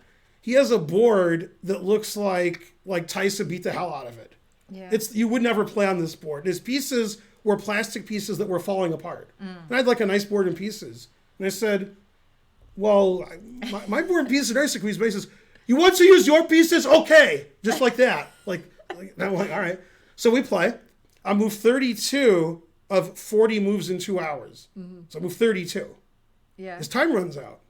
I move 32. Okay. And I said, your time's out. He goes, what? And he picks the clock up and he does this for 40 minutes. How, the clock he insisted on using. Aww. He was so mad when he used his set that nobody would ever use that set. I mean, the set was 80 years old and it was falling apart and the board was destroyed. I was like, what is your set? What? Worst set ever. All right. Anyway, he was a nice guy, Lane. Sometimes people don't want to, even if their set's crap, and if you ask nicely, can you use your other set? Sometimes they, don't want to use that other set. When I won on time, I was 3 pawns up for nothing, and he just wasn't resigning the whole game. Aw. It's a Chigorin, too. All right, so remember this? What did I do last game? It's Bizgeiger. You took towards the center. How do you say the move? B takes C6. Right. We don't say BC anymore because that's considered incorrect. We now say BCE. Okay, BC, right? Okay. This is still my game with, Okay, now he played Queen E2. That's different. Mm-hmm. I'm playing the same way. He put it in H. He was ahead of his time. Queen here. Now my knight can go there. Well, we could. Okay, I put it in H. Okay, and it got all blocked up. And then some. Okay, see, I got a nice center, right? Mm-hmm. Pretty good. Okay, all blocked up, right? You love it, right? Okay. I don't like Played it. knight g6 again. I played knight g6, so my knight could go here. Okay. And I did, see, just in time to defend my pawn. Okay. So now I played the most ingenious idea in chess history, right? I'm not flexing like Hikaru. So Hikaru likes to say the word flex. He loves saying that word. I don't know why. It's his favorite word. It's a popular. No, he No, says I'm trying to tell you why. he throws flex in when it's not used. He's like, in 1984 flex, my stepdad was playing flex, and I'm like, why is he saying the word flex? It's a popular Twitch expression. I know. So anyway, today I'm watching a Hikaru stream, and I'm banned, and Spencer's banned, and Spencer's kid is banned. Okay, my wife's banned. I'm watching the stream, and Gotham is like, the computer says all this crazy stuff that no human would ever play. Then there's like a 2-second pause. And he's like, well, I would play it. He says, I'm not flexing. It's just that, I'm the greatest player who ever lived. He said, I'm not flexing. It's just, I'm great. Okay. So this is great what I did here. And after the game, But you're not flexing. after the game, when I said it was good, Lane yelled at me for like an hour. He agreed it was good, but the fact that I came up with it really bothered him. He's like, you didn't come up with this. This idea has been known forever. All right. I've never seen this idea before or since. And you've never seen this idea either. What difference did it matter? No, but nobody's ever played this idea. Nobody ever will. This is the greatest thing you're ever going to see. All right. All right. So watch what I did here. You see how it's all blocked up and you don't like it? Okay, watch what I did. I played bishop a6. Hey, that's the move I was thinking. Okay, and then I played the move you weren't thinking of, bishop b5. Well, you got to break it open. You got to break it open, right? You got to do it somehow. Yeah. And that bishop's shit anyway. That's right. Get rid of him. So if he plays knight b2, I just put like a5, a4. I'm gonna break it open. Yeah. All right, so he takes it. The engine does not take it, by the way. The engine does not take that. Okay. And he plays here. Now the whole game, the rest of the game, I can play b4 and get my piece back. I don't want my piece back because his knight has the beautiful c4 square. I don't care if I win my piece back. These are the two look at these pieces. Are you kidding me? You can't do anything. Right. So I sacked a piece, but I have everything. If I win my piece back, that's terrible. Just don't win your piece back. Just play the rest of the game, and he sucks. Okay, and you see what the engine evaluation is. Yeah, he was like, bishop a6, b5. Everybody does that. All right, let's see what the Talking Rabble are saying. Flaxseed oil. All right. Okay, hang on a minute. Yeah. Can we pause or should we continue? Well, All right. So now chess 1232. What is, I might gift you a sub if you can prove some kind of value to oh yeah, this gift him man. a sub. Do as he says. Well, he's been denied several times by Laszlo, Yeah, somebody give chess 1232 a sub. Do it. whose opinion I respect. So I'm wondering, did you say something rude in the stream? Why are you not getting one? Yeah, ridiculous. Yeah. Okay. No, let's go back to this. Let's ignore that. All right. All right. So I play a5. Rawr, I'm the meanest. Okay. He plays king b1 because Always play king b1. I castled. It's about time I castled. Queen c2. Rook fb8. Thanks for gifting him a sub, Bursa. Thank you, Bursa. Rook fb8. Here I come. Right. To save the day. Who was that? Here I come to save the day. Is it from Philly? No, I don't know. Andy Kaufman. Oh, He would put on a record, then he would lip sync to it. I The don't Mighty know. Mouse was one of his Oh, I the can best. get that. Was great. Yeah. That- Okay, he played Rook c1, Yeah. Queen d7, knight d1, a4. Rawr! Now look at the evaluation. Mm-hmm. All right. +4. All right. Now I did it again. In this position, Karen, I played an explosive move. Now, before you suggest it, you agree I'm down a piece because I sacked a piece. You agree? I agree. All right, now look at the engine evaluation. Yeah. +10. Right. And what's the best move? It's hard to see from here. C4. Explosive. That's what I played. The reason I played c4, it's a clearance sacrifice. I want to play knight c5. Oh, I see. So that's what happened. Okay, and then I played b4. Oh no, I thought mate in 1. I played b4 later. Threatening mate in 1, Oh, okay. and then I played b4.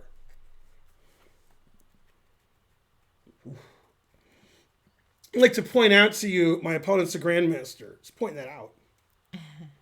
And he was older than you at this time? No, actually, I was older, and then like 10 years later, he was a lot older. What? Exactly. Yeah, Lane was in his peak in the 70s. Oh, okay. Yeah. This is Lane not in his peak.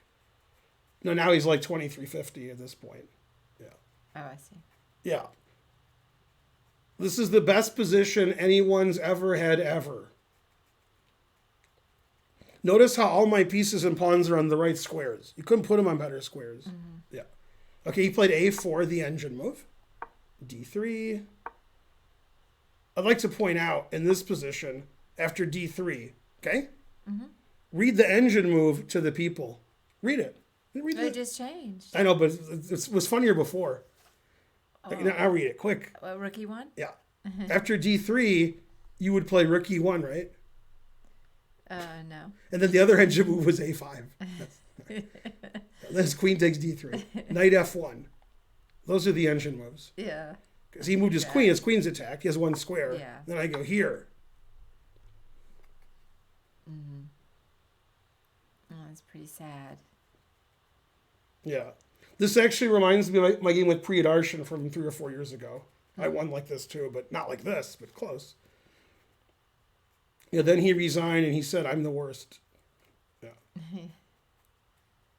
Yeah, Lane beat me the first game we ever played when I was 15, and then I beat him 3 times when, he was going downhill. Yeah. Got to get him when they're going downhill. Yeah. I beat him with black every game. I beat him in the King's Indian, which I showed this stream a week ago. I beat him here, and I beat him in the Chigorin where his time ran out, and he said, what? And my pieces, and mad. Yeah. Frankly, Agogo said, are there any Anatolis who aren't GMs? No. They're all GMs. Yeah. Man, that's a good final position to end on. So whenever you think I'm the worst GM who ever lived and barely a GM, think of that position. You might change your mind. I doubt it, but you might. Mm-hmm. And it's 11 o'clock. What? I mean, Finn Braun's good? What does that even mean? Oh. The engine evaluation is I have forced mate. So there's no number because it's mate. It's forced mate here. It's mate in 9 if he plays queen takes pawn. If he plays any other move, it's mate in 6. Like bishop here, and then bishop here. Yeah. Now that's the engine talking. Yeah. Anyway, that knight h2 worked out pretty good for him. Yeah. Mm-hmm. Hooray for everybody. Almost as stinky as knight h3. You know a guy named, that's good, who's bad at chess. Anatoly's bad at chess. What? Terrible. All right, thanks for watching. Now let me explain tomorrow so you're less confused. They're going to be confused. 6 to 8 p.m., Karen's streaming probably with Spencer. 8 to 11 p.m., I'm streaming. 9 to 11 p.m., I'll be on Chess TV. Did you write that down? That's all Eastern time. Eastern and substandard time. So 5 hours tomorrow of Karen and or Ben and a little of Spencer. Definitely. You're still confused? No, boo. Did we miss? We didn't miss anything in this chat. Did we? I didn't get to read the chat enough this evening. No. Now we have to figure out who to raid, which we can do after you can point. Let's see. None of those. Well, I gotta look on mine because you don't follow as many people. Recommended channel. Let me just. I banned everybody that you. Let's see. I could raid. I have more people. Boo! Boo! All I can do is boo people. Oh. Let's see. Raid CL Smith? I mean, I would if he's streaming. Is he streaming? He is streaming. All right, I'll raid him. I don't want to raid anybody else. And then, okay. Well, I had some other ideas, but that's. I never raided him. He gives us money. Yeah. Yeah. Let me see if he's doing well. Sometimes he does go. Well, the problem with CL Smith is